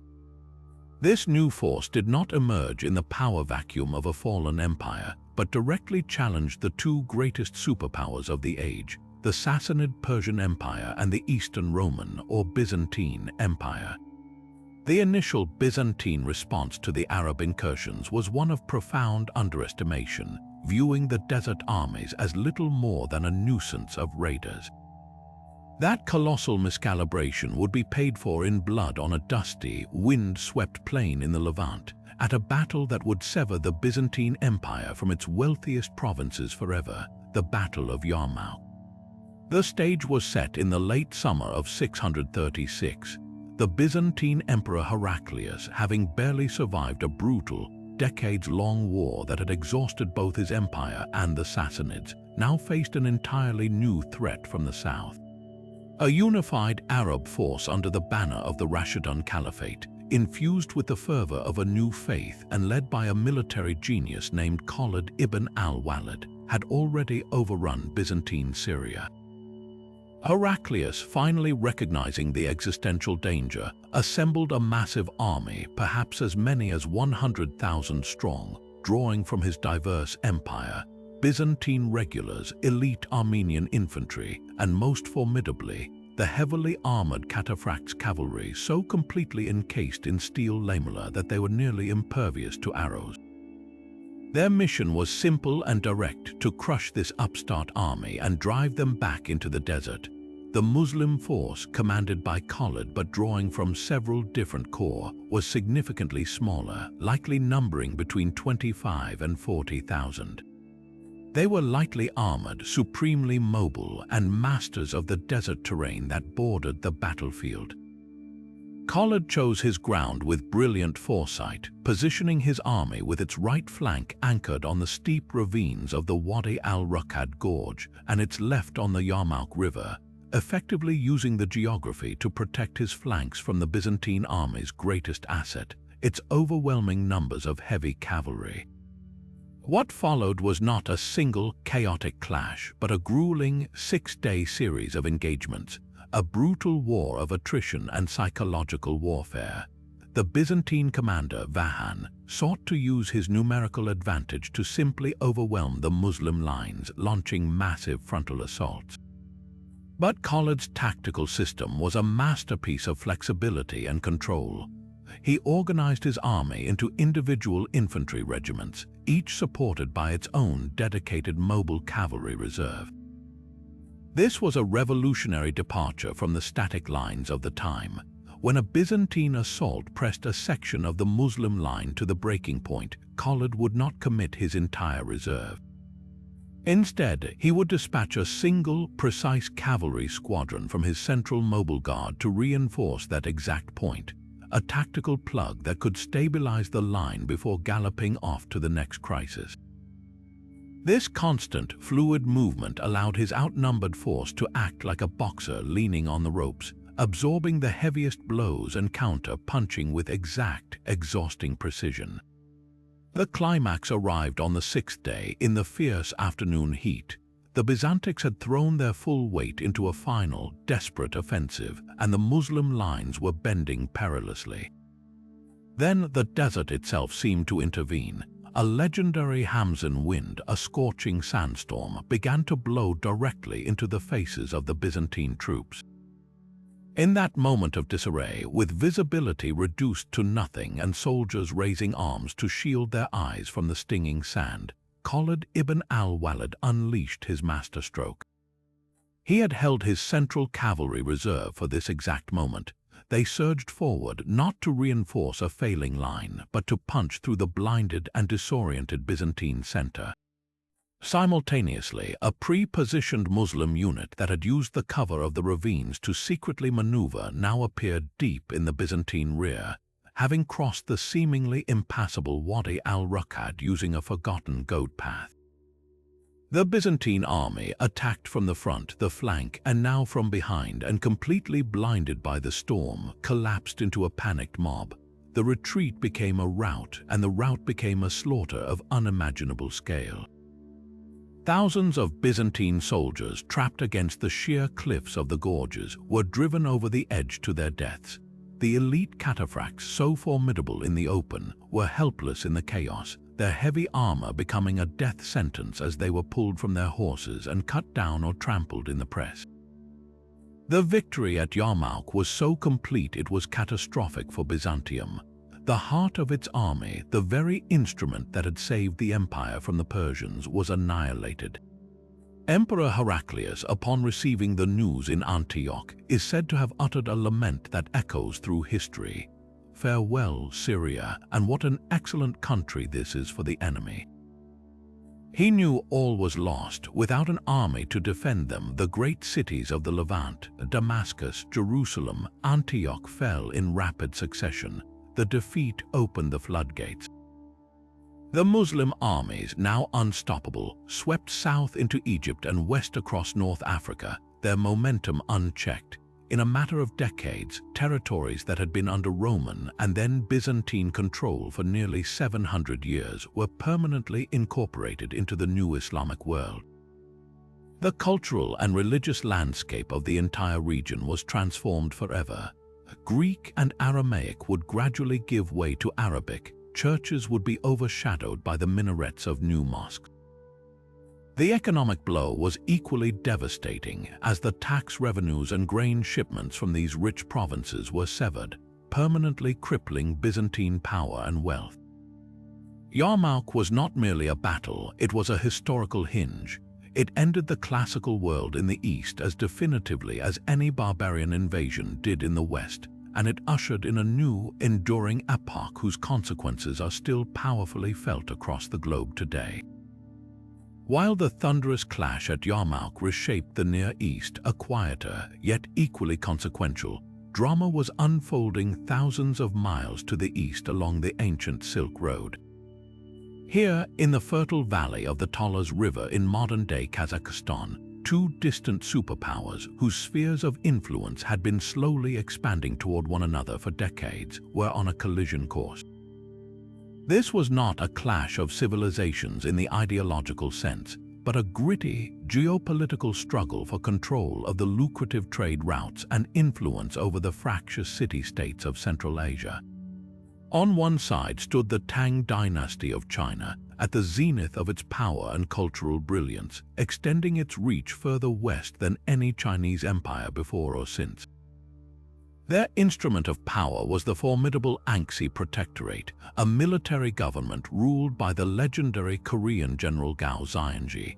Opposing them was the ascendant Abbasid Caliphate, the new standard-bearer of the Islamic world, fresh from its revolution against the Umayyads and eager to consolidate its eastern frontiers.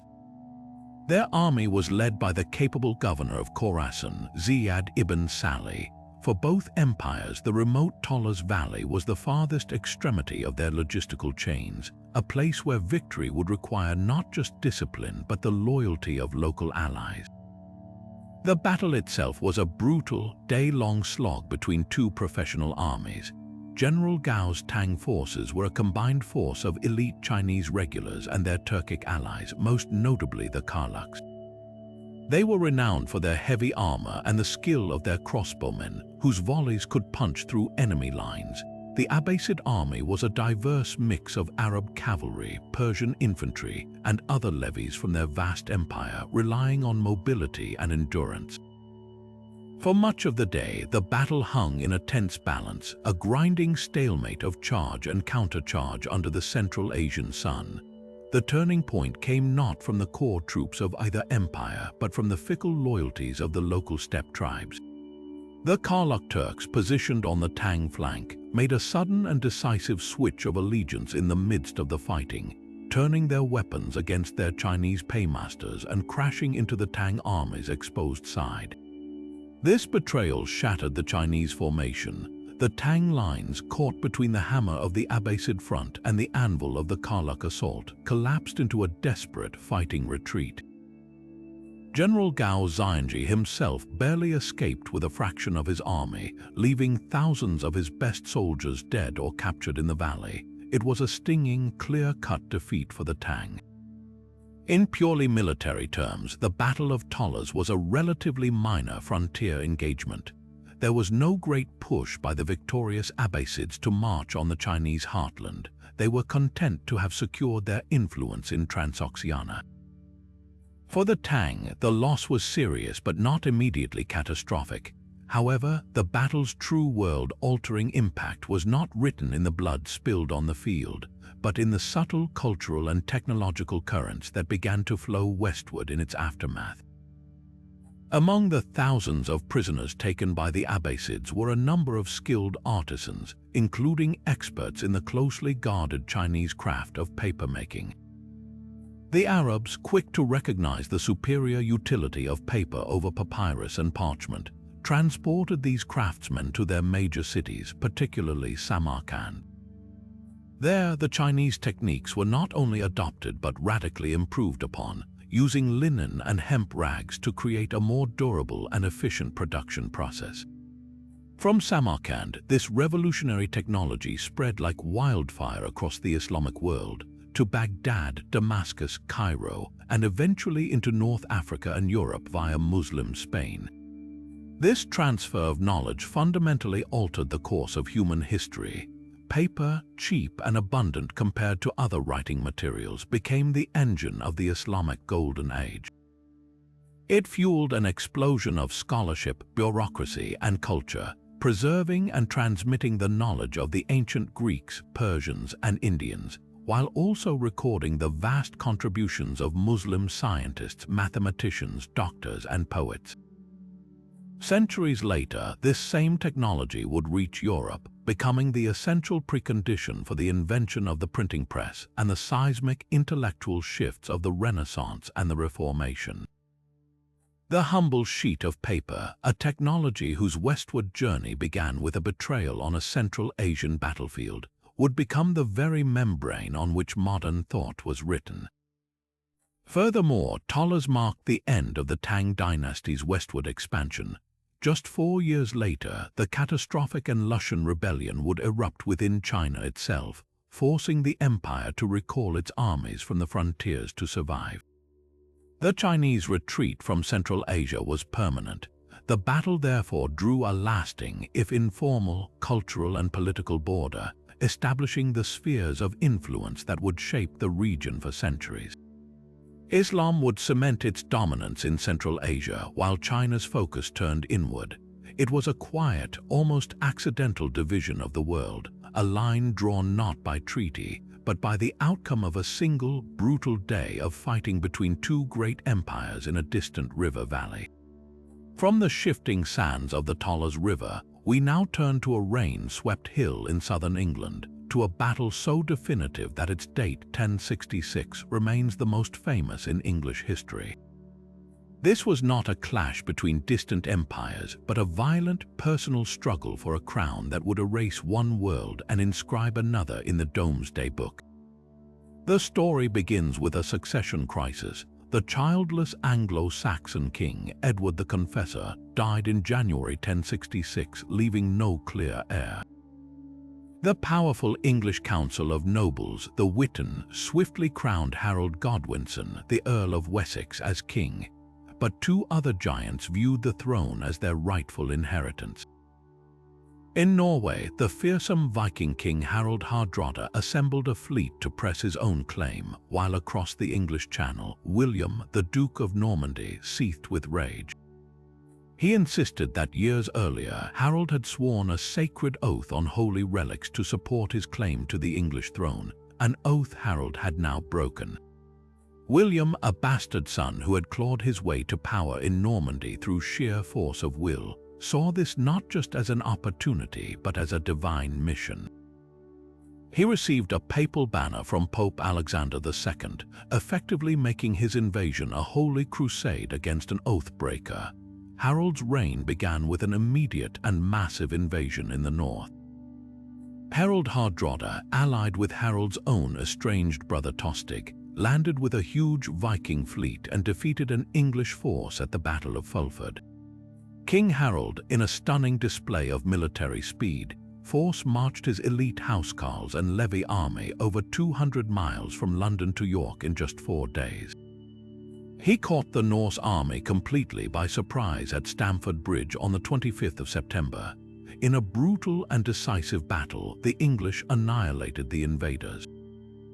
Both Harold Hardrada and Tostig were slain, but even as Harold celebrated this monumental victory, a messenger arrived with devastating news. 3 days earlier, William of Normandy had landed his invasion force on the south coast near Pevensey. Harold's exhausted, battle-hardened army now had to turn around and march back the entire length of England to face a fresh, professionally equipped enemy. The two armies met on Senlac Hill near Hastings on the 14th of October 1066. Harold's force was smaller, perhaps 7,000 men, but they held the high ground, forming a legendary shield wall atop the ridge.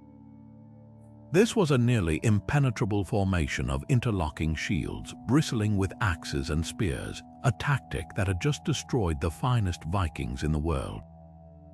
William's Norman army was a combined arms force of his own size.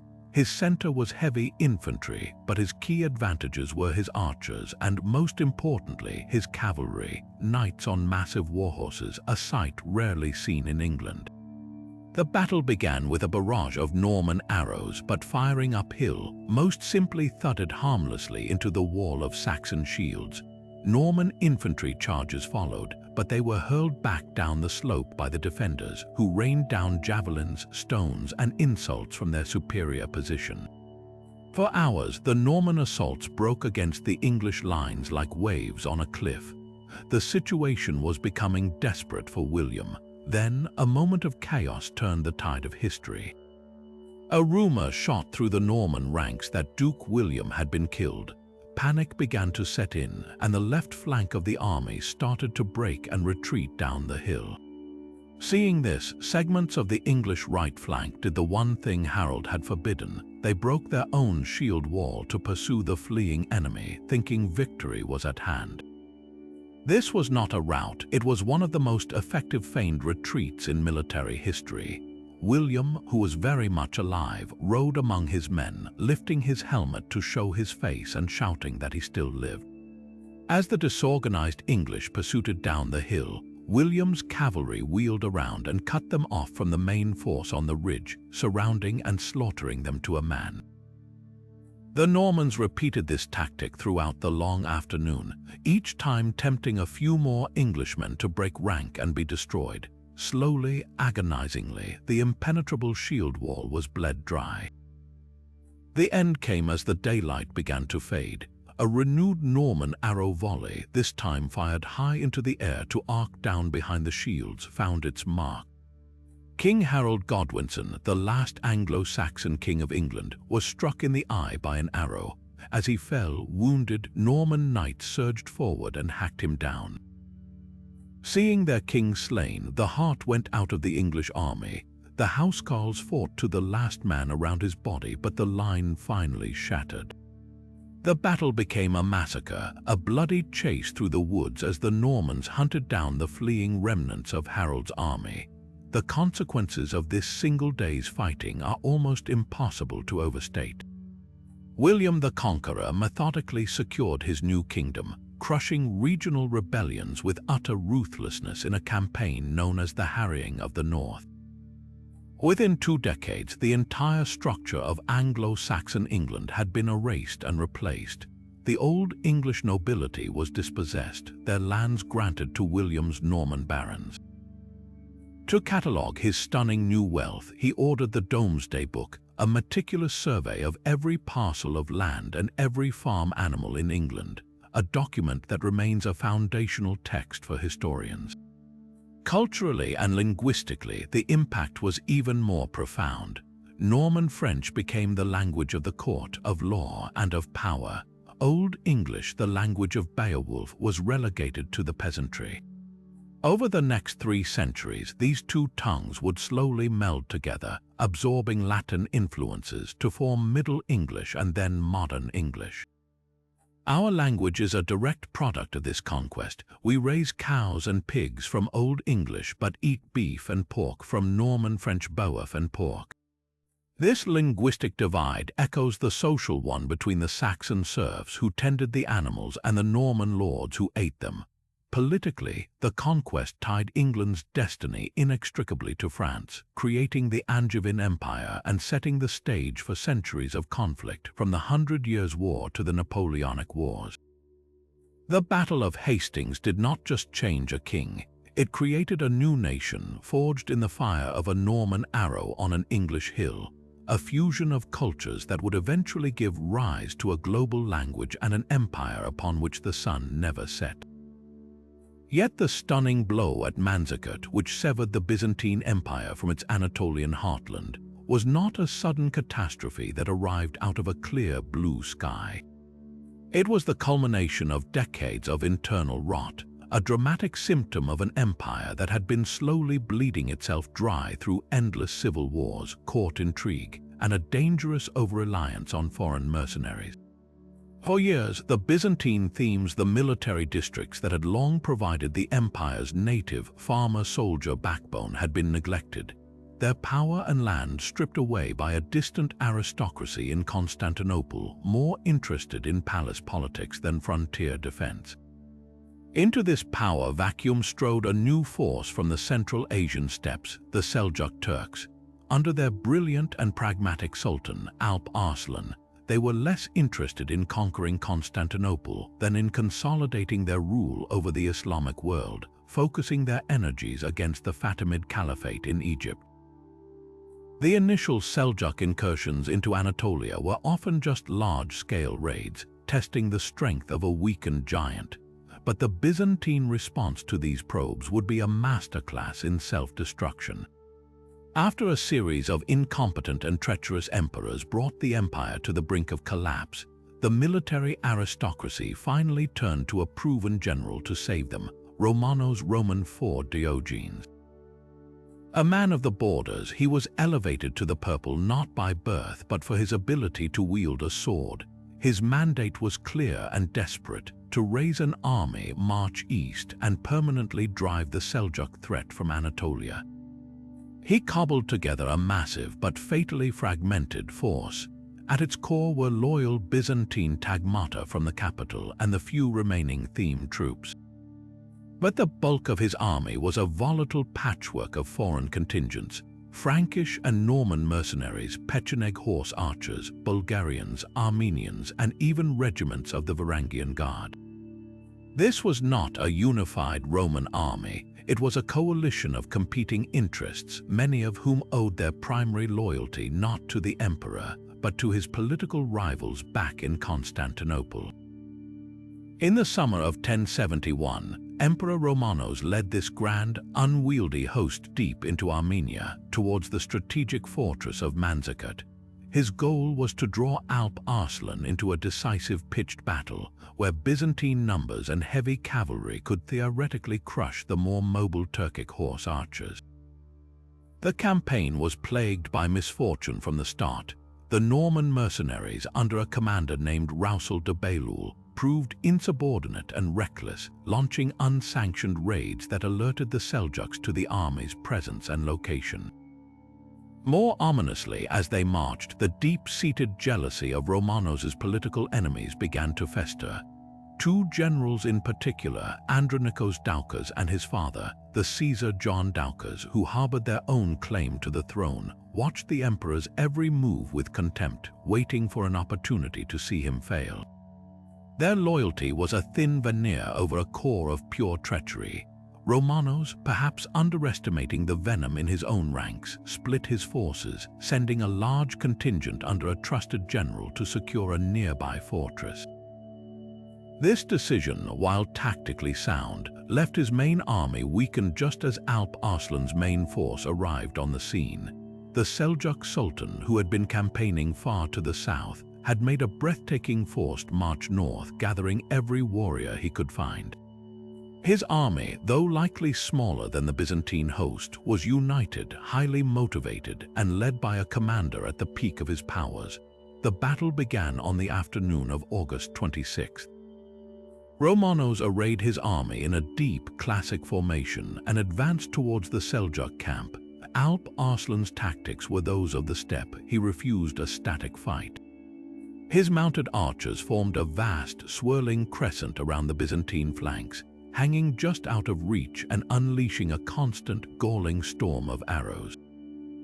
The disciplined Byzantine center continued its advance, but with every step, the Seljuk cavalry feigned retreat, luring the Romans further out onto the open plain. It was a skillful, draining game of feint and parry. As the day wore on, Romanos, realizing he could not bring the enemy to a decisive engagement, ordered a fighting withdrawal back to the fortified camp as dusk approached. It was at this precise moment of vulnerability, as the army began to wheel about, that the Doukas' betrayal unfolded. Andronikos Doukas, who commanded the vital rear guard, did not obey the order. Instead, he spread a monstrous, panic-inducing lie through the ranks. He declared that the emperor had been killed. Then, he turned his troops and marched them away from the battlefield, deliberately exposing the heart of the army and its emperor to the enemy. The effect was instantaneous and catastrophic. The already nervous mercenary contingents, seeing a large portion of the army apparently in full retreat, broke and ran. The Seljuks, seeing the sudden chaos, abandoned their hit-and-run tactics and surged forward in a full-scale charge. The Byzantine formation dissolved into a surrounded, terrified mob. Emperor Romanos IV fought with desperate, heroic courage. His personal guard, the Varangians, fought to the last man around him with their great Danish axes.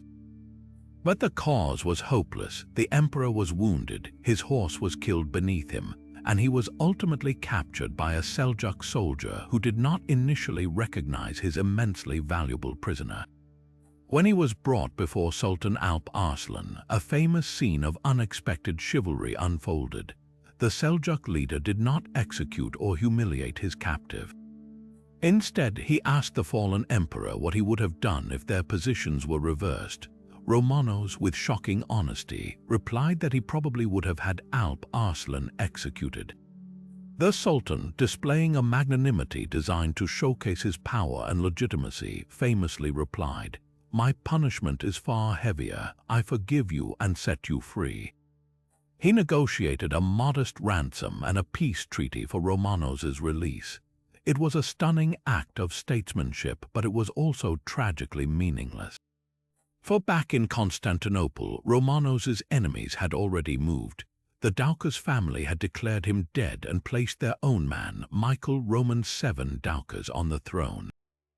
They repudiated the treaty with Alp Arslan, declaring it made under duress by a captive who was no longer emperor. When Romanos was released and tried to reclaim his throne, he was defeated, blinded with such brutality that he soon died from his wounds. The new regime in Constantinople had chosen political victory over the security of the empire. The consequences of Manzikert and the betrayal that followed were far more devastating than the loss of a single army. With the central Byzantine military power annihilated and the government in Constantinople consumed by civil war, the gates to Anatolia were thrown wide open. There was no longer an organized force to oppose them. Waves of Turkic nomads, not just soldiers but entire clans with their families and flocks, poured into the fertile Anatolian plateau, not as raiders but as permanent settlers. Within a generation, the breadbasket and recruiting ground of the empire, the source of its grain, its horses, and most importantly, its native Greek soldiers, was lost, transformed into the Turkic homeland of Turkey. The empire was reduced to little more than the coastline of the Balkans and Anatolia, its heart cut out. This desperate, existential crisis is what directly prompted the Byzantine Emperor Alexios I Komnenos, a generation later, to send a desperate appeal to the Pope in Rome, begging for mercenary knights to help him reclaim his lost territories. That appeal, warped and amplified through the prism of Western piety and ambition, ignited the First Crusade. The Crusades, in turn, would create new Latin kingdoms in the East that often proved as hostile to Byzantium as the Muslims, further weakening the empire. And the steady Turkic colonization of Anatolia established a power base that would, centuries later, coalesce under a new dynasty, the Ottomans, who would finally conquer the magnificent city of Constantinople itself in 1453. The Battle of Manzikert was not merely a military defeat. It was the moment the patient began to bleed out on the table, a fatal wound from which the Byzantine Empire, though it would linger for 4 more centuries, would never truly recover. For centuries, the fate of the Iberian Peninsula had been a bloody stalemate, a slow grind of frontier skirmishes and shifting borders between the Christian kingdoms of the north and the Muslim caliphates of the south. But by the early 13th century, a new and formidable power had consolidated its rule over Al-Andalus, the Almohads, a puritanical Berber dynasty from North Africa. They had rolled back earlier Christian gains and enforced a strict, uncompromising version of Islam, their very name meaning the Unitarians, declaring the oneness of God. Under their reign, the vibrant, multicultural society that had once flourished under the Umayyads began to harden. The Almohad threat was existential, and it demanded a unified response. That call was answered by a man both pious and politically shrewd, Pope Innocent III. He declared a crusade not for Jerusalem but for Spain, offering full remission of sins to any warrior who would take the cross to liberate Iberia. The call resonated across the Pyrenees, drawing knights from France and beyond, but the true backbone of the crusading army would be the hardened warriors of the Iberian kingdoms themselves, led by the ambitious King Alfonso VIII of Castile. The campaign began under a cloud of disaster and cultural clash. The international crusaders, particularly the French knights, brought with them a zealotry that quickly proved counterproductive. Upon capturing the castle of Calatrava, a key Almohad stronghold, they immediately massacred its entire Muslim population, an act of brutality that horrified even their Spanish allies. Alfonso VIII, a veteran of decades of frontier warfare, understood the complex realities of Iberian conflict. He knew such actions would only galvanize resistance and make the upcoming campaign, a deep thrust into enemy territory, infinitely more difficult. When the French contingents, frustrated by the harsh summer heat and the lack of immediate plunder, demanded to abandon the campaign and return home, Alfonso did not beg them to stay. He let them go. This was a critical, defining moment. The victory at Los Navas de Tolosa would not be won by foreign crusaders, but by the Spaniards themselves, fighting for their own land and their own future, united in a way they had never been before. Alongside Alfonso's Castilians stood the armies of Sancho VII of Navarre and Peter II of Aragon, a rare and powerful coalition of Christian rivals who had temporarily set aside their disputes to face the common foe. Their objective was the main Almohad field army, a massive force personally commanded by the Caliph Muhammad al-Nasir, who had crossed the Strait of Gibraltar with the full might of his African empire. He had chosen his defensive position with masterful skill, camping on a high plateau known as Mesa del Rey behind the rugged Sierra Morena Mountains. The only accessible passes were narrow, easily defended gorges where his immense numerical advantage could be brought to bear with crushing effect. For days, the Christian army camped at the base of the mountains, paralyzed and demoralized. Their supplies were dwindling, the heat was relentless, and a direct assault up the known passes was pure suicide. It seemed the campaign would end in a whimper, a slow retreat under the scornful gaze of the enemy. Then a miracle, or rather, a local shepherd appeared. A man known to history only as Martin el-Hodja offered to guide the army through a forgotten, unguarded pass in the mountains, a narrow defile known as the Despeñaperros, or the Thrower of Dogs. It was a desperate gamble. If the Almohads discovered them in that treacherous, single-file passage, it would be a slaughter. But Alfonso, with his back against the wall, took the risk.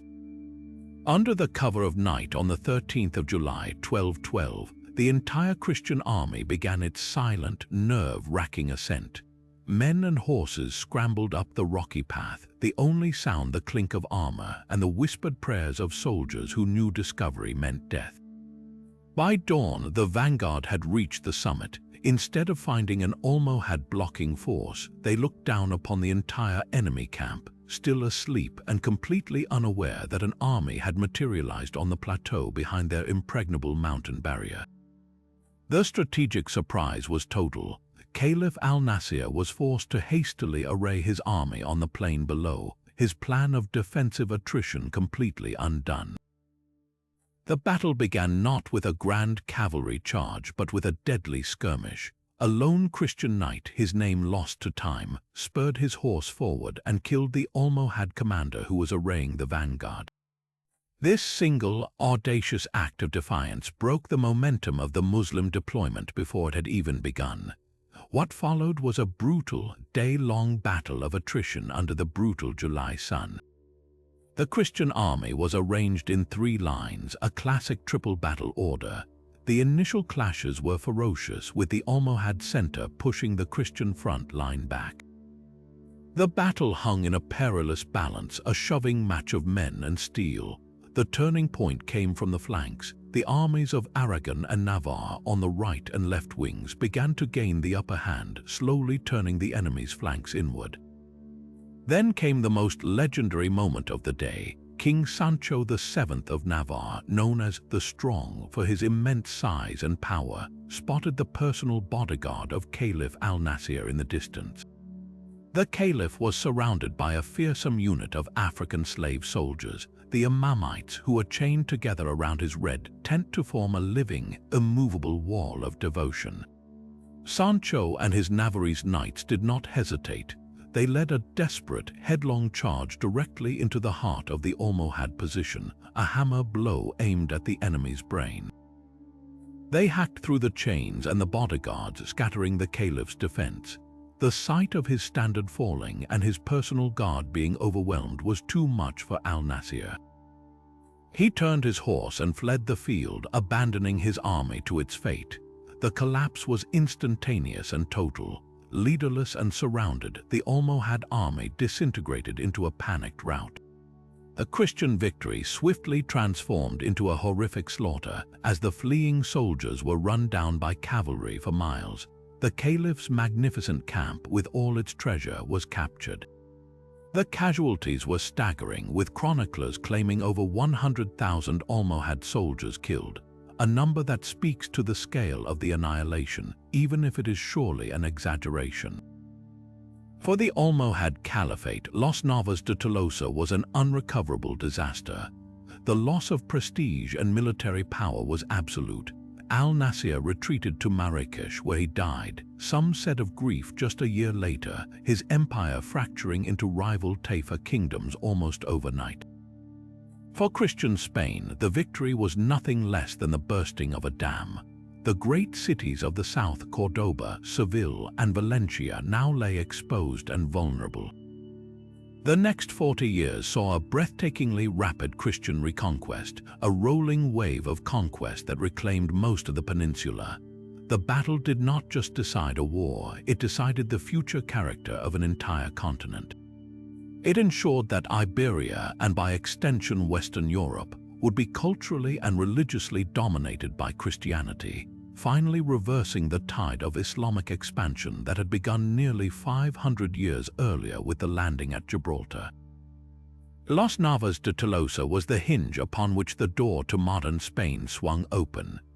But if the victory at Los Navas de Tolosa secured the future of a Christian West, an even more formidable storm was gathering in the East, a force so overwhelming it was seen not as an army, but as a divine punishment, the Mongol Empire. For decades, their conquests had been a tidal wave of terror and annihilation. They had shattered the Khwarezmian Empire, subjugated the Kievan Rus, and extinguished the 500-year-old Abbasid Caliphate with the brutal sack of Baghdad in 1258, an event so traumatic it was said the Tigris River ran black with the ink of discarded books and red with the blood of the slain. Under the command of Hulagu Khan, grandson of Genghis, the Mongol war machine seemed utterly unstoppable. A whirlwind of disciplined horse archers and ruthless siege tactics that had broken every army ever to stand against it. After Baghdad, they swept westward, accepting the surrender of Damascus and reducing the Crusader states to terrified tributary pawns. Their next target was the last major power standing in the region, the Mamluk Sultanate of Egypt. Hulagu sent arrogant envoys to Cairo, bearing a letter that was less an ultimatum and more a verdict. You have heard how we have conquered a vast empire and have purified the earth of the disorders that tainted it. To whom else have you to flee? What road will you use to escape us? Our horses are swift, our arrows sharp, our swords like thunderbolts. The fate of the entire Muslim world, and likely North Africa and beyond, appeared sealed. But the Mamluks were not like other armies. They were a military caste of slave soldiers, purchased as boys from the steppes of Central Asia and trained from childhood in the art of war. They were, in a profound irony, the Mongols' martial cousins, sharing their mastery of the composite bow and mounted combat, but hardened in a different crucible. And they were led by two men of extraordinary resolve: Sultan Qutuz, a Mamluk who had seized the throne specifically to face this threat, and his most formidable general, Baybars, a towering, ruthless strategist with a personal vendetta against the Mongols. When Hulagu's envoys delivered their message, Qutuz's response was not fear but fury. He had the envoys executed, their heads mounted on the gates of Cairo. It was a declaration of war that admitted no possibility of surrender. The two armies converged in Palestine, in a place known as the Spring of Goliath Ain Jalut. The moment was uniquely propitious for the Mamluks. Just as they marched east, news arrived that the great Khan monk had died back in Mongolia. This event triggered a succession crisis that forced Hulagu to withdraw with the bulk of his army, leaving his finest general, Kitbuka, in command of a force that, while still formidable, was perhaps 20,000 strong and heavily reliant on Christian Georgian and Armenian auxiliaries. Qutuz and Baybars seized this window of opportunity. They forged a secret, pragmatic truce with the Crusaders in Acre, allowing them safe passage and even the ability to purchase supplies, ensuring their rear was secure as they advanced to meet the Mongol threat. On the morning of September 3, 1260, the two forces met on the plain beneath the hills of Galilee. Baybars, commanding the vanguard, initiated the battle with a furious assault of arrows and cavalry charges, exactly the kind of aggressive engagement the Mongols expected. But this was all part of an elaborate, deadly performance. After a fierce but brief clash, Baybars gave the signal, and his unit suddenly broke off, feigning a disorganized retreat back toward the hills. To General Kitbuka, a proud and aggressive commander, this was a familiar sight, the enemy breaking before the unstoppable Mongol advance. Smelling a rout, he took the bait entirely. He ordered his entire force to pursue, eager to run down the fleeing Mamluks and finish the battle in a single, crushing blow. What Kitbuka did not know was that the retreat was a masterpiece of controlled deception. Baybars's men were not fleeing, they were leading the Mongols into a perfectly prepared killing zone. The Mamluks fell back through a narrow valley with the Mongol vanguard, now stretched out and disordered by the pursuit, hot on their heels. As they reached the heart of the ambush site, the terrain itself rose up against the invaders. From concealed positions on the high wooded slopes to the left and right, the main Mamluk army, held in reserve by Sultan Qutuz himself, erupted into action. They came thundering down the hillsides, crashing into the flanks of the Mongol column with the full force of their charge. At the same moment, Baybars and his fleeing vanguard wheeled around, their retreat over, and became the anvil against which the Mongol force was smashed. The Mongols, masters of the feigned retreat themselves, had been defeated by their own signature tactic, executed to perfection. The battle descended into a brutal, close-quarters melee, the air filled with the screams of horses and men, the dust clouded with the smoke of naphtha fires. The Mongol army, renowned for its discipline, found itself surrounded, outmaneuvered, and outfought for the very first time. General Kitbuka fought on, refusing to surrender until he was finally overwhelmed and captured. When he was brought before Thutmose, he reportedly cursed the Sultan, boasting that the Mamluks would be annihilated when Hulagu returned with the main army. Thutmose, unmoved, ordered his execution then and there. With their commander dead, the remaining Mongol resistance collapsed. The victory was total. The world historic importance of Ain Jalut cannot be overstated. It was the first major, decisive, and permanent defeat ever inflicted upon a Mongol army. The myth of their invincibility, a psychological weapon as powerful as their arrows, was shattered forever. Their westward expansion was halted in its tracks at the very gates of Egypt. The path into Africa was closed. For the Islamic world, this was nothing less than a salvation. The heartlands of Islam, Egypt, the Hejaz with its holy cities of Mecca and Medina, were saved from certain devastation, allowing the faith and its culture to endure and flourish under Mamluk protection. The battle instantly cemented the power and legitimacy of the Mamluk Sultanate, which would go on to become the preeminent power in the Middle East for the next 3 centuries. For the Mongols, Ain Jalut was a stunning shock that established a permanent limit to their empire. While they would continue to threaten the region, they never again posed the same existential danger. The battle also had a profound, if ironic, cultural consequence. The Mamluks, having saved the heart of the Arab world, became the great patrons of a cultural renaissance in Cairo and Damascus, preserving the knowledge and traditions that the Mongols had sought to erase in Baghdad. Ain Jalut was more than a battle. It was a historical hinge, a moment where the tide of history, flowing so inexorably in one direction, was met by an immovable wall of courage and cunning and turned back. From the deserts of Ain Jalut, where the Mongol tide was finally turned, we now journey north to the dense forests and rolling fields of Prussia, where a different kind of holy war was reaching its thunderous, bloody climax. For over 2 centuries, the Teutonic Order, a militant brotherhood of German crusader monks, had carved out a vast and wealthy state on the Baltic Sea. Under the pretense of converting the pagan peoples of the region, they had become one of the most formidable military powers in Europe, a state governed by the sword and fueled by a relentless drive eastward, the Drang Nak Osten. But their expansion had created a powerful and united enemy. The Kingdom of Poland and the Grand Duchy of Lithuania, once rivals, were now bound together by a shared faith.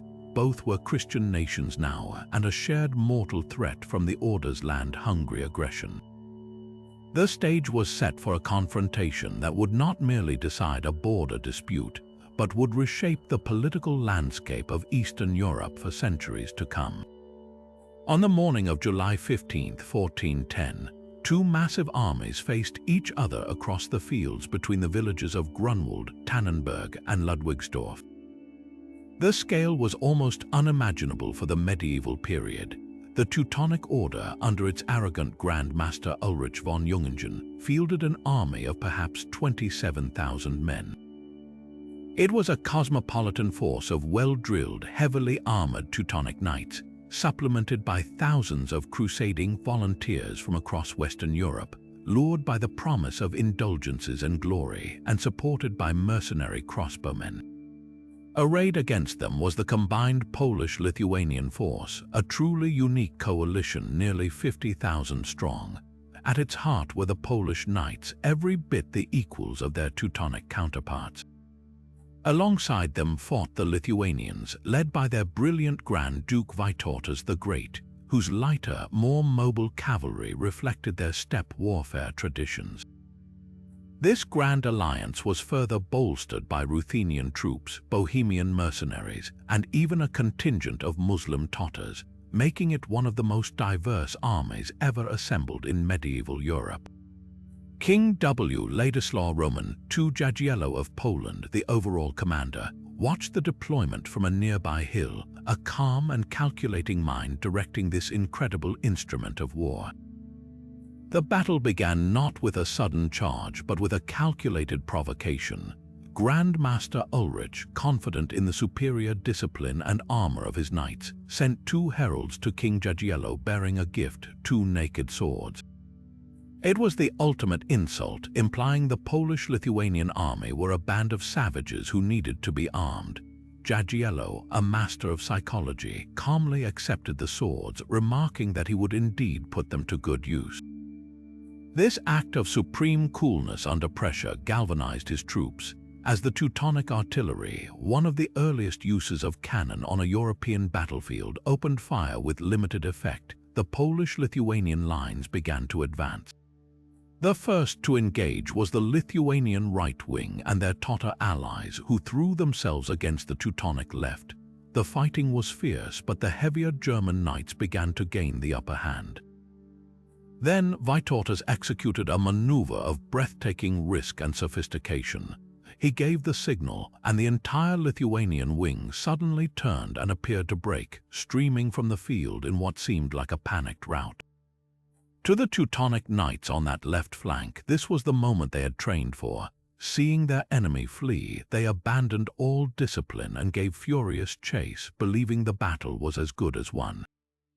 They crashed through their own supporting infantry lines in their eagerness to run down the fleeing Lithuanians, dissolving their own formation into a disordered, strung-out mob. But this was no rout. It was a feigned retreat, a classic steppe warfare tactic perfected by the Lithuanians and their Tatar allies. As the overzealous Teutonic knights pursued deeper into the woods, the Lithuanian cavalry swiftly rallied, wheeled about, and were reinforced by fresh Polish reserves. They turned on their disorganized pursuers and counterattacked with devastating force. The hunters had suddenly become the hunted. Meanwhile, in the center, a titanic struggle was underway between the main Polish and Teutonic lines. It was a brutal, grinding clash of armored knights, a heaving, screaming press of men and horses where the combat was so close that fighters resorted to daggers, maces, and even their bare hands. The Teutonic standard was captured, recaptured, and captured again in the fierce melee. The pivotal moment came when a great Polish knight, identified in legend as Zawisza the Black, fought his way through the fray and struck down the Teutonic standard-bearer, causing the Grand Master's great banner to fall into the mud. The sight of their sacred flag falling sent a wave of panic through the order's ranks. Sensing the critical juncture, Grand Master Ulrich von Jungingen himself led his final reserve of 16 elite banner regiments in a desperate, last-ditch charge directly toward King Jagiello's command position. It was a move of ultimate risk, aiming to decapitate the alliance by killing its king. The charge almost succeeded, crashing through the Polish lines and reaching the royal guard. In the furious fighting around the king, a Teutonic knight broke through and lunged at Jagiello with his lance, only to have the blow deflected and the knight himself slain by the king's secretary. The charge was blunted and the Grand Master's fate was sealed. Surrounded and overwhelmed by swarming Polish and Lithuanian knights, Ulrich von Jungingen was killed on the field, along with almost the entire high command of the Teutonic Order. Their leader dead and their army surrounded, the remaining Teutonic resistance collapsed. The retreat became a rout, and the rout became a massacre as the victorious Allied cavalry hunted down the fleeing knights for miles. The Teutonic Order had not just been defeated, it had been annihilated. The political and historical aftershocks of Grunwald were immense and immediate. The military power of the Teutonic Order, the terror of Northern Europe for 200 years, was shattered beyond recovery. They were forced to sign the Peace of Thorn, which saw them cede vast territories and reduce themselves to a vassal state of the Polish crown, their Grand Master now a mere duke. The battle permanently halted the German Drang nach Osten, the centuries-long drive to the east. Never again would a Germanic military order pose an existential threat to the Slavic and Baltic peoples of the region. In its place arose the Polish-Lithuanian Commonwealth, a vast, multi-ethnic and multi-confessional federation that would become one of the largest and most powerful states in Europe for the next 3 centuries. Grunwald was its founding myth, a moment of united triumph that forged a common identity and a shared destiny. The battle entered the realm of legend, a symbol of resistance against overwhelming odds that would be invoked for generations, a powerful reminder that even the most formidable walls of steel and faith can be broken by the united will of those fighting for their homeland. And yet, the thunderous victory at Grunwald, which broke the power of the Teutonic Order, was but a regional tremor compared to the world-shattering earthquake that was brewing in the east. For over a millennium, the city of Constantinople had stood as the indomitable heart of the Roman world. Even as the Western Empire crumbled into dust, the great city on the Bosporus endured, a glittering bastion of Christianity and classical learning behind walls that had never been breached by force. But by the spring of 1453, this magnificent empire had been reduced to a pathetic sliver of its former glory, little more than the city itself and a few scattered outposts, a ghost haunting its own past. It was a city-state surrounded by a single, determined enemy, the ascendant Ottoman Empire, which now controlled virtually all its former territories. The young, ambitious, and formidably intelligent Sultan Mehmed II had ascended the throne with one burning, all-consuming ambition: to take the legendary city and make it his capital. He would achieve what countless Arab caliphs and other Turkish sultans had failed to do for 1,000 years. To do it, he would harness not just the strength of his armies, but the terrifying power of a new age. Mehmed's preparations were those of a man leaving nothing to chance. He began by building a mighty fortress, Rumeli Hisari, on the European shore of the Bosporus, directly across from an older fortress on the Asian side.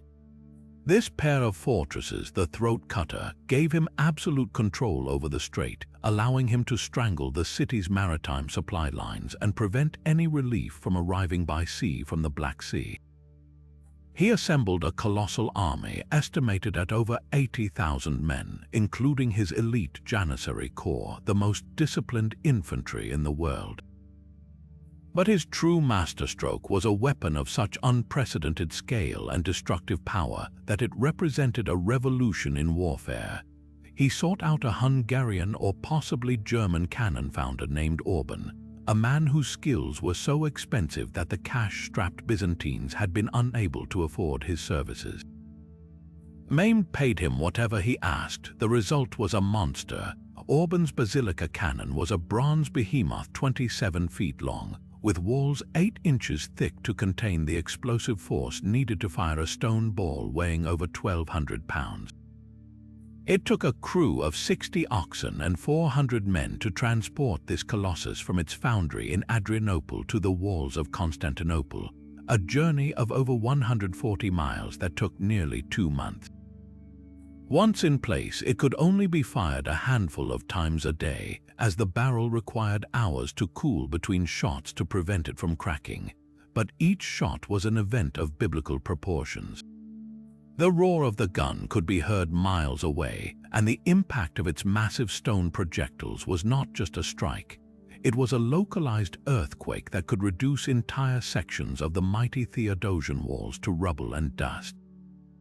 Against this overwhelming force stood the last Roman emperor, Constantine XI Palaiologos, and a pitifully small garrison of perhaps 7,000 men, bolstered by a small contingent of Genoese and Venetian volunteers led by the brilliant Genoese condottiero Giovanni Giustiniani Longo. Their only hope lay in the city's legendary defensive system, the triple line of the Theodosian land walls, which had repelled every attacker for a millennium. For 7 weeks, the defenders performed miracles of resilience, as the massive cannon pounded a single section of the walls near the gate of St. Romanus, reducing towering battlements to slopes of rubble. The Byzantines worked through the night, frantically repairing the breaches with wooden palisades, barrels of earth, and anything else they could find. They launched daring night raids to spike Ottoman guns and burn their siege engines. They successfully repelled several massive frontal assaults, inflicting horrific casualties on the Ottoman troops. The giant chain across the Golden Horn protected the city's vulnerable sea walls until Mehmed executed another breathtaking act of military genius. He had his ships rolled over greased logs on a specially constructed road behind the hill of Pera, bypassing the chain entirely and launching them into the Golden Horn itself, a move that shocked and demoralized the defenders. The final assault began in the dead of night on May 29th. Mehmed unleashed his entire army in a series of relentless waves. First came the ill-trained conscripts, the Bashi Bazauks, sent to exhaust the defenders. Then came the disciplined Anatolian troops. Finally, under the cover of a deafening cacophony of drums, horns, and war cries, the Sultan committed his finest troops, the Janissaries. The fighting was concentrated at the main breach, where Giustiniani and his men fought with superhuman tenacity. For a critical moment, it seemed the defense might hold. Then fate intervened. Giovanni Giustiniani, the heart and soul of the defense, was grievously wounded by an Ottoman cannonball or arquebus shot. He requested to be carried from the walls to seek treatment. His Genoese troops, seeing their leader fall, lost heart and began to retreat from the critical breach. At almost the same moment, a small party of Janissaries discovered a critical, almost unbelievable failure. A small postern gate, the Kerkaporta, had been left unlocked. They surged through this open door into the city and quickly scaled the inner wall, raising the Ottoman flag.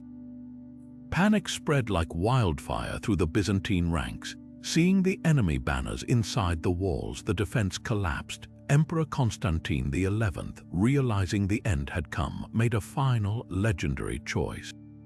He tore off his imperial regalia so as not to be identified, drew his sword, and charged into the oncoming tide of Janissaries, disappearing into the fray.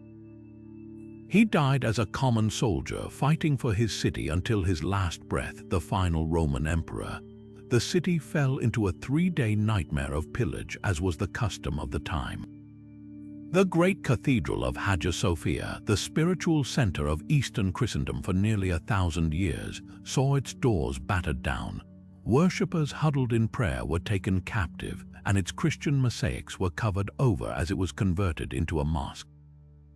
The fall of Constantinople was far more than the capture of a city. It was the slamming shut of a colossal history book. It marked the definitive, irreversible end of the Roman Empire, an institution that had persisted in the East for 2,206 years since the legendary founding of Rome. In the West, it is often cited as the event that ended the Middle Ages. The psychological shockwave that reverberated through Europe was immense. The great bulwark against the East was gone. The Ottoman Empire now had a magnificent new capital, which Mehmed immediately began to rebuild as Istanbul, the dazzling center of a powerful Islamic caliphate that would threaten Christendom for the next 2 centuries. The impact was also profoundly economic.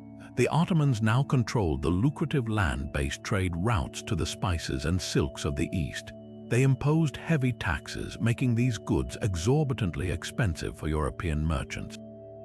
This economic pressure became the single greatest driving force behind the Age of Exploration. Desperate to find a new, cheaper sea route to India and China that bypassed the Ottoman stranglehold, European monarchs began funding daring voyages into the unknown Atlantic. Without the fall of Constantinople, there may never have been a Christopher Columbus or a Vasco da Gama. The conquest, born from the fire of a Hungarian engineer's monstrous cannon, did not just give the Ottomans a city, it inadvertently forced Europe to discover the world. Yet the fall of Constantinople, a seismic event that reoriented the global map and inadvertently launched the Age of Exploration, would have consequences far beyond the imaginings of any European monarch or Ottoman sultan. The search for new trade routes to bypass the Islamic world would ultimately lead to the discovery of an entire hemisphere, a world wholly unknown to Europe, Asia, or Africa. And within decades of Columbus's first voyage, the collision of these 2 separate worlds would culminate in a brutal, spectacular siege on an island in a lake, a battle that would seal the fate of a continent and its people for centuries to come. The setting was one of the most magnificent cities on Earth, a metropolis that left the Spanish conquistadors breathless with its grandeur. Tenochtitlan, the shimmering capital of the Aztec Empire, built atop Lake Texcoco and connected to the mainland by great causeways. To Hernan Cortés and his small band of some 600 adventurers, it must have seemed like a vision from a romance, a city of towering pyramids, bustling canals, and immaculate plazas that rivaled anything in Europe. But this beauty masked a terrifying power, for the Aztecs were the undisputed masters of Mesoamerica. Their empire built on a foundation of military might and a deeply held religious belief that required a constant supply of human captives for sacrifice to feed the sun god himself. Cortés, a man of breathtaking audacity and political genius, understood that a direct assault with his tiny force was suicide. His entire campaign, from the moment he burned his ships on the coast to prevent retreat, was a masterclass in psychological warfare, diplomacy, and exploiting deep-seated political fractures. He was not just a conquistador, he was the ultimate opportunist, and he quickly learned that the Aztec Empire was less a unified nation and more a collection of subjugated peoples who lived in terror of their overlords in Tenochtitlan and who paid a bloody tribute of human lives. Cortés found his key to victory in the Tlaxcalans, a fierce, independent confederacy that had resisted Aztec domination for generations. After initially fighting the Spanish to a standstill, they became his most crucial allies, recognizing in these strange, bearded men with their thunder weapons and giant beasts a chance to finally break the power of their ancient enemies. By the time Cortés reached the gates of Tenochtitlan, his few hundred Spaniards had been joined by thousands upon thousands of indigenous warriors, all eager to see the Aztec humbled. His initial entry into the city was peaceful, even cordial.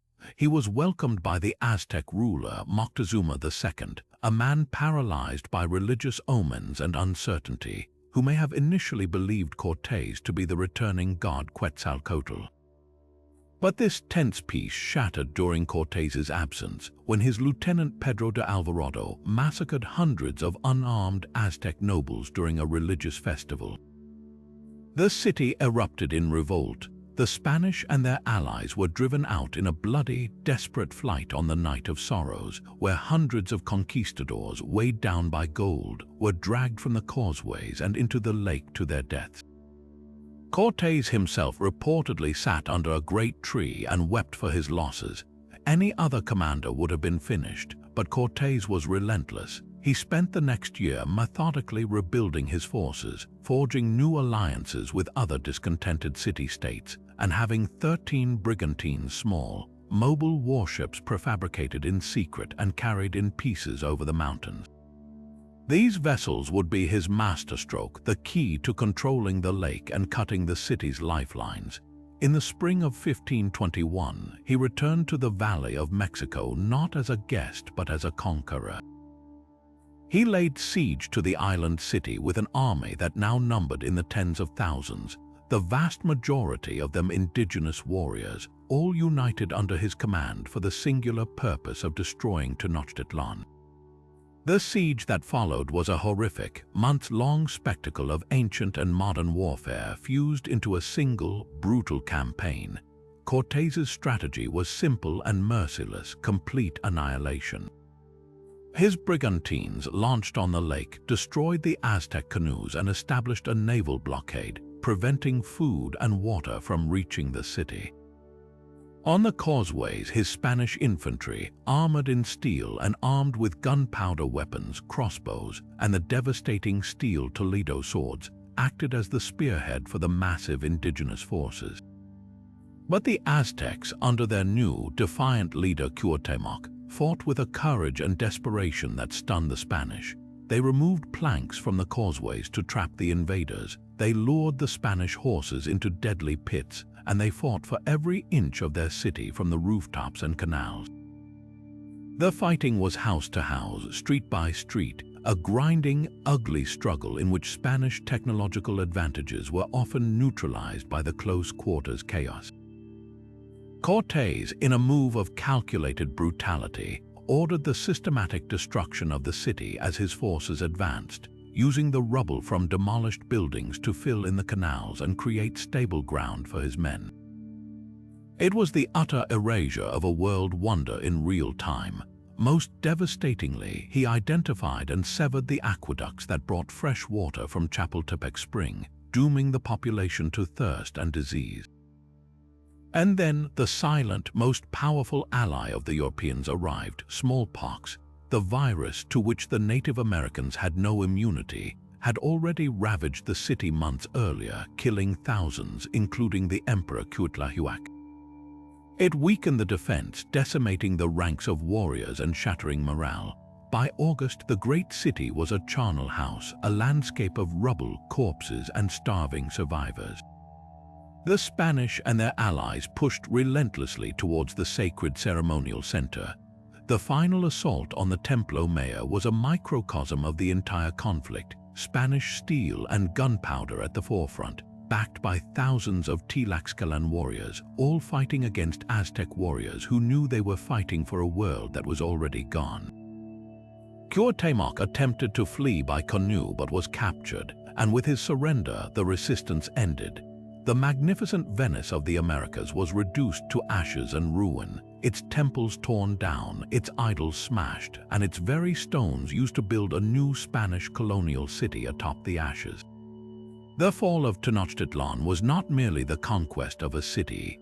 It was an event of such cataclysmic, world-altering consequence that its reverberations are still felt today. It was the key that unlocked an entire continent for the Spanish Empire, unleashing a tidal wave of colonization, conversion, and exploitation that would sweep from Mexico down into Peru and beyond. The vast silver mines of the New World would flood Europe with precious metal, fueling economic expansion and inadvertently causing massive inflation. But the most profound and tragic consequence was the Columbian Exchange, the irrevocable linking of the Eastern and Western hemispheres. This was not a simple transfer of goods, it was a complete and violent rewiring of the planet's biosphere. Horses, cattle, wheat, and sugar were introduced to the Americas, while tomatoes, potatoes, corn, and chocolate were sent to Europe, transforming diets and populations on both sides of the ocean. But the exchange also included disease. Smallpox, measles, influenza, and typhus, all diseases Native Americans had no resistance to, swept through the continents like a firestorm, killing an estimated 90% of the indigenous population within a century. This apocalyptic demographic collapse was the single most important factor in enabling European colonization. The land was quite literally emptied of its people. Culturally and spiritually, the conquest was an extinction event. Aztec codices were burned by zealous priests, temples were replaced by churches, and a new, syncretic form of Catholicism was imposed upon the survivors. The Battle of Tenochtitlan, a brutal siege fought on an island lake, was the moment the door swung shut on millennia of independent American history, and the moment the truly global era of human history began, for better and for infinitely worse. And as the ashes of Tenochtitlan settled, cementing Spanish dominion over Mesoamerica, another conquistador far to the south was preparing a gamble that would dwarf even the audacity of Cortés. Francisco Pizarro, a man of brutish courage and staggering ambition, led a ragged band of 168 adventurers high into the Andes Mountains. Their goal was nothing less than the heart of the Inca Empire, the largest and most sophisticated state in the Americas, a realm connected by thousands of miles of pristine roads and organized with an efficiency that rivaled Rome. The Inca at that very moment were at a fragile zenith. A brutal civil war had just concluded, leaving the Emperor Atahualpa victorious over his brother. But the empire was exhausted, its people divided, and its leadership wholly unaware that a far greater threat was already walking among them. Atahualpa, encamped with his massive imperial army at the nearby thermal baths of Cajamarca, received word of these strange, bearded men with clothes of metal and giant beasts. Curious and supremely confident in his own invincibility, he agreed to meet Pizarro in the main square of the town the next day. He would come not as a wary general, but as a deity emperor expecting obeisance, his guards carrying ceremonial weapons, not arms for war. It was a miscalculation that would cost him his empire. The scene that unfolded on November 16, 1532, is one of the most stunning and lopsided encounters in all of military history. The Spanish conquistadors, hopelessly outnumbered, hidden inside the large stone buildings surrounding the empty plaza, waited with a tension that must have been unbearable. They could see the vast Inca host covering the surrounding hillsides, a force of tens of thousands. Then the emperor arrived in a spectacle of unimaginable grandeur. Atahualpa was carried on a magnificent litter lined with parrot feathers and adorned with gold plates, borne by 80 high-ranking lords. Hundreds of attendants preceded him, sweeping the ground and singing songs. The procession, more a religious pageant than a military formation, filled the square. This was the moment Pizarro had planned for. A Dominican friar, Vicente de Valverde, stepped forward with a Bible and a cross, delivering the requerimiento, a legalistic speech demanding the Inca submit to the Pope and the Spanish crown. Atahualpa, baffled, took the Bible, held it to his ear, and when it did not speak to him, threw it to the ground in disgust. This act of perceived desecration was the signal the Spaniards needed. The explosion of violence was sudden, total, and utterly horrifying to the Inca. Pizarro gave the signal, and a cannon fired from one of the buildings, its thunderous roar echoing off the stone walls. Then the Spanish cavalry burst from their concealment, armored men on armored horses, creatures straight from a nightmare, charging directly into the dense, stunned crowd. The Inca retinue, packed tightly together and armed only with clubs, slings, and ceremonial tumi knives, were completely paralyzed. Their weapons could not penetrate Spanish steel plate, and they had never seen, let alone fought, a horse. The conquistadors' steel swords and Toledo blades cut through quilted cotton armor with gruesome ease. The primary goal was not slaughter but capture. Pizarro himself, fighting like a man possessed, fought his way through the chaos to Atahualpa's litter, cutting down the nobles carrying it and seizing the emperor, the living god of the Inca, as his prisoner. The psychological impact was instantaneous and absolute. With their Sapa Inca captured, the imperial will to fight evaporated. The mighty army on the hillsides, leaderless and witnessing what they could only interpret as a supernatural event, dissolved into a confused and terrified mob. In less than 2 hours, the Spaniards had slaughtered thousands of Inca without losing a single man of their own, and they held the emperor of the known world as their hostage. The capture of Atahualpa was the key that unlocked an entire continent. The Inca state was a model of breathtaking centralization. Every command, every movement of troops, every allocation of grain flowed directly from the emperor. With him a prisoner, the entire immense bureaucratic machine froze. Atahualpa, quickly grasping the Spanish obsession with gold, made a desperate offer to buy his freedom. He famously promised to fill a large room once with gold and twice with silver as his ransom. For months, the empire obediently complied, with streams of porters bringing exquisite works of art from across the realm, golden statues, intricate ceremonial vessels, stunning architectural ornaments. The Spaniards, seeing only raw material for coin, melted it all down into ingots, an act of cultural vandalism that obliterated priceless artistic heritage but made each conquistador unspeakably rich. Once the ransom was paid, Pizarro, in an act of breathtaking treachery, reneged on the deal. After a sham trial, he had Atahualpa strangled in the Garrotville. The headless body of the Inca Empire, already reeling from civil war and smallpox, which had swept ahead of the Spanish and killed Atahualpa's father, now had no hope of recovery. The Spanish, with their captive emperor's authority and then with their own relentless force, marched on the capital of Cuzco and toppled the empire with stunning speed. The vast wealth of the Andes, the silver from the mountain of Potosi, began to pour into Spain, financing its wars and its global ambitions for over a century, inflating its economy and transforming Europe's place in the world. The unbelievable victory at Cajamarca, a perfect storm of technology, disease, timing, and treachery, was not just a battle. It was a surgical strike at the very soul of a civilization, ending it in a single, bloody afternoon. From the sun-baked plains of Megiddo, where Thutmose III first penned the playbook of military strategy, to the high Andes of Peru, where the flash of Spanish steel extinguished an empire in a single afternoon, we have journeyed across 4,000 years of human conflict. We have stood in the hoplite phalanx at Plataea, ridden with Alexander's companions at Gaugamela, and felt the earth shake under the weight of Ottoman cannon at Constantinople. We have witnessed the improbable, the catastrophic, and the world-altering. So what can we possibly learn from this incredible tapestry of blood and iron woven across continents and millennia? The threads are surprisingly consistent. Time and again, victory was forged not by numbers alone, but by the brilliant, often ruthless, minds of commanders who understood the deeper game. Thutmose's gamble on the narrow path, Hannibal's perfect encirclement, Scipio's studied reversal at Zama, Khalid ibn al-Walid's masterful control at Yarmouk.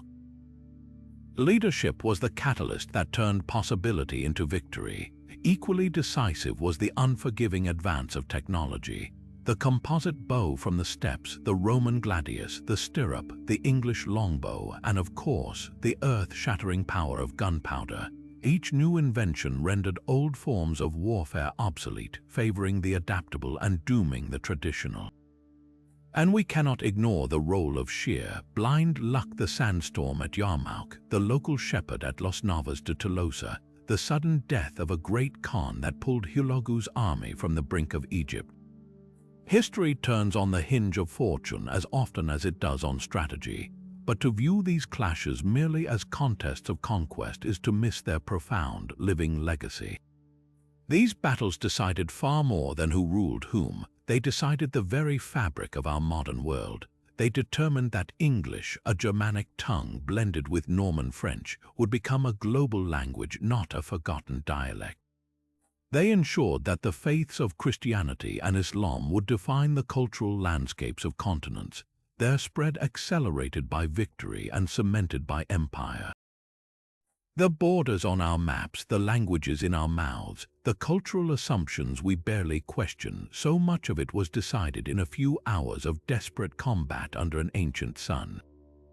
The charge of a handful of knights, the breaking of a single formation, the flight of one leader, these moments sent ripples through time that washed over centuries, shaping destinies none of the participants could have possibly imagined.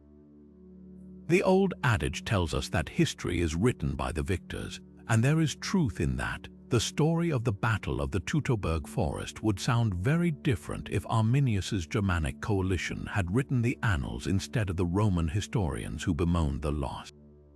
But we must also remember that history's course, its very direction, is changed on the battlefield. The parchment and the sword are partners in shaping our narrative. The ink flows where the blade has cut. As we close this epic journey, we are left with a humbling thought. Our comfortable present was born in the chaotic, violent, and uncertain crucible of the past. The freedom to watch this video, the language you are hearing it in, and the country you are hearing it from were all, in some way, purchased with the courage, folly, and blood spilled on these 25 fields. These are not just tales of long ago, they are the foundation stones of our world. Now we turn it over to you. Which of these seismic clashes did you find most compelling? Was it the desperate sacrifice of the 300 at Thermopylae, the cunning trap at Cannae, or the world-altering shock of Tenochtitlan's fall? Let us know in the comments below which battle truly changed history for you. And if you enjoyed this deep dive into the hinges of fate, be sure to subscribe and hit the bell so you don't miss our next journey into history's greatest mysteries. Thank you for joining us on this monumental journey through the battlefields that truly forged our world. We've traveled thousands of years and crossed continents together, from the first recorded clash at Megiddo to the final, world-altering conquest in the Andes. If this epic saga gave you a new perspective on the courage, cunning, and sheer chance that shaped everything from the languages we speak to the borders on our maps, then do us a huge favor and hit that like button. It really helps us share these incredible stories with more history lovers like you. Feeling inspired, history is best when it's shared, so tell a fellow history buff about this video. Send it to that friend who always has a fascinating fact or that family member who loves a good documentary. Your recommendation is the highest compliment we can receive. For more deep dives into the past, make sure you're subscribed to the channel and that you've clicked the little bell icon. You won't want to miss what we're uncovering next time when we venture into the realm of incredible innovation to explore the secrets of lost ancient technologies. We're talking about inventions so advanced, so mysterious that their secrets were lost for centuries. It's going to be fascinating. In the meantime, if your appetite for history is still roaring, we've got you covered. Check out the videos popping up on your screen right now. You can dive into our previous series on the rise and fall of history's greatest empires, or unravel the mysteries of some of the world's most legendary figures. There's a whole library of adventures waiting for you. Thanks again for watching. Until next time, keep exploring.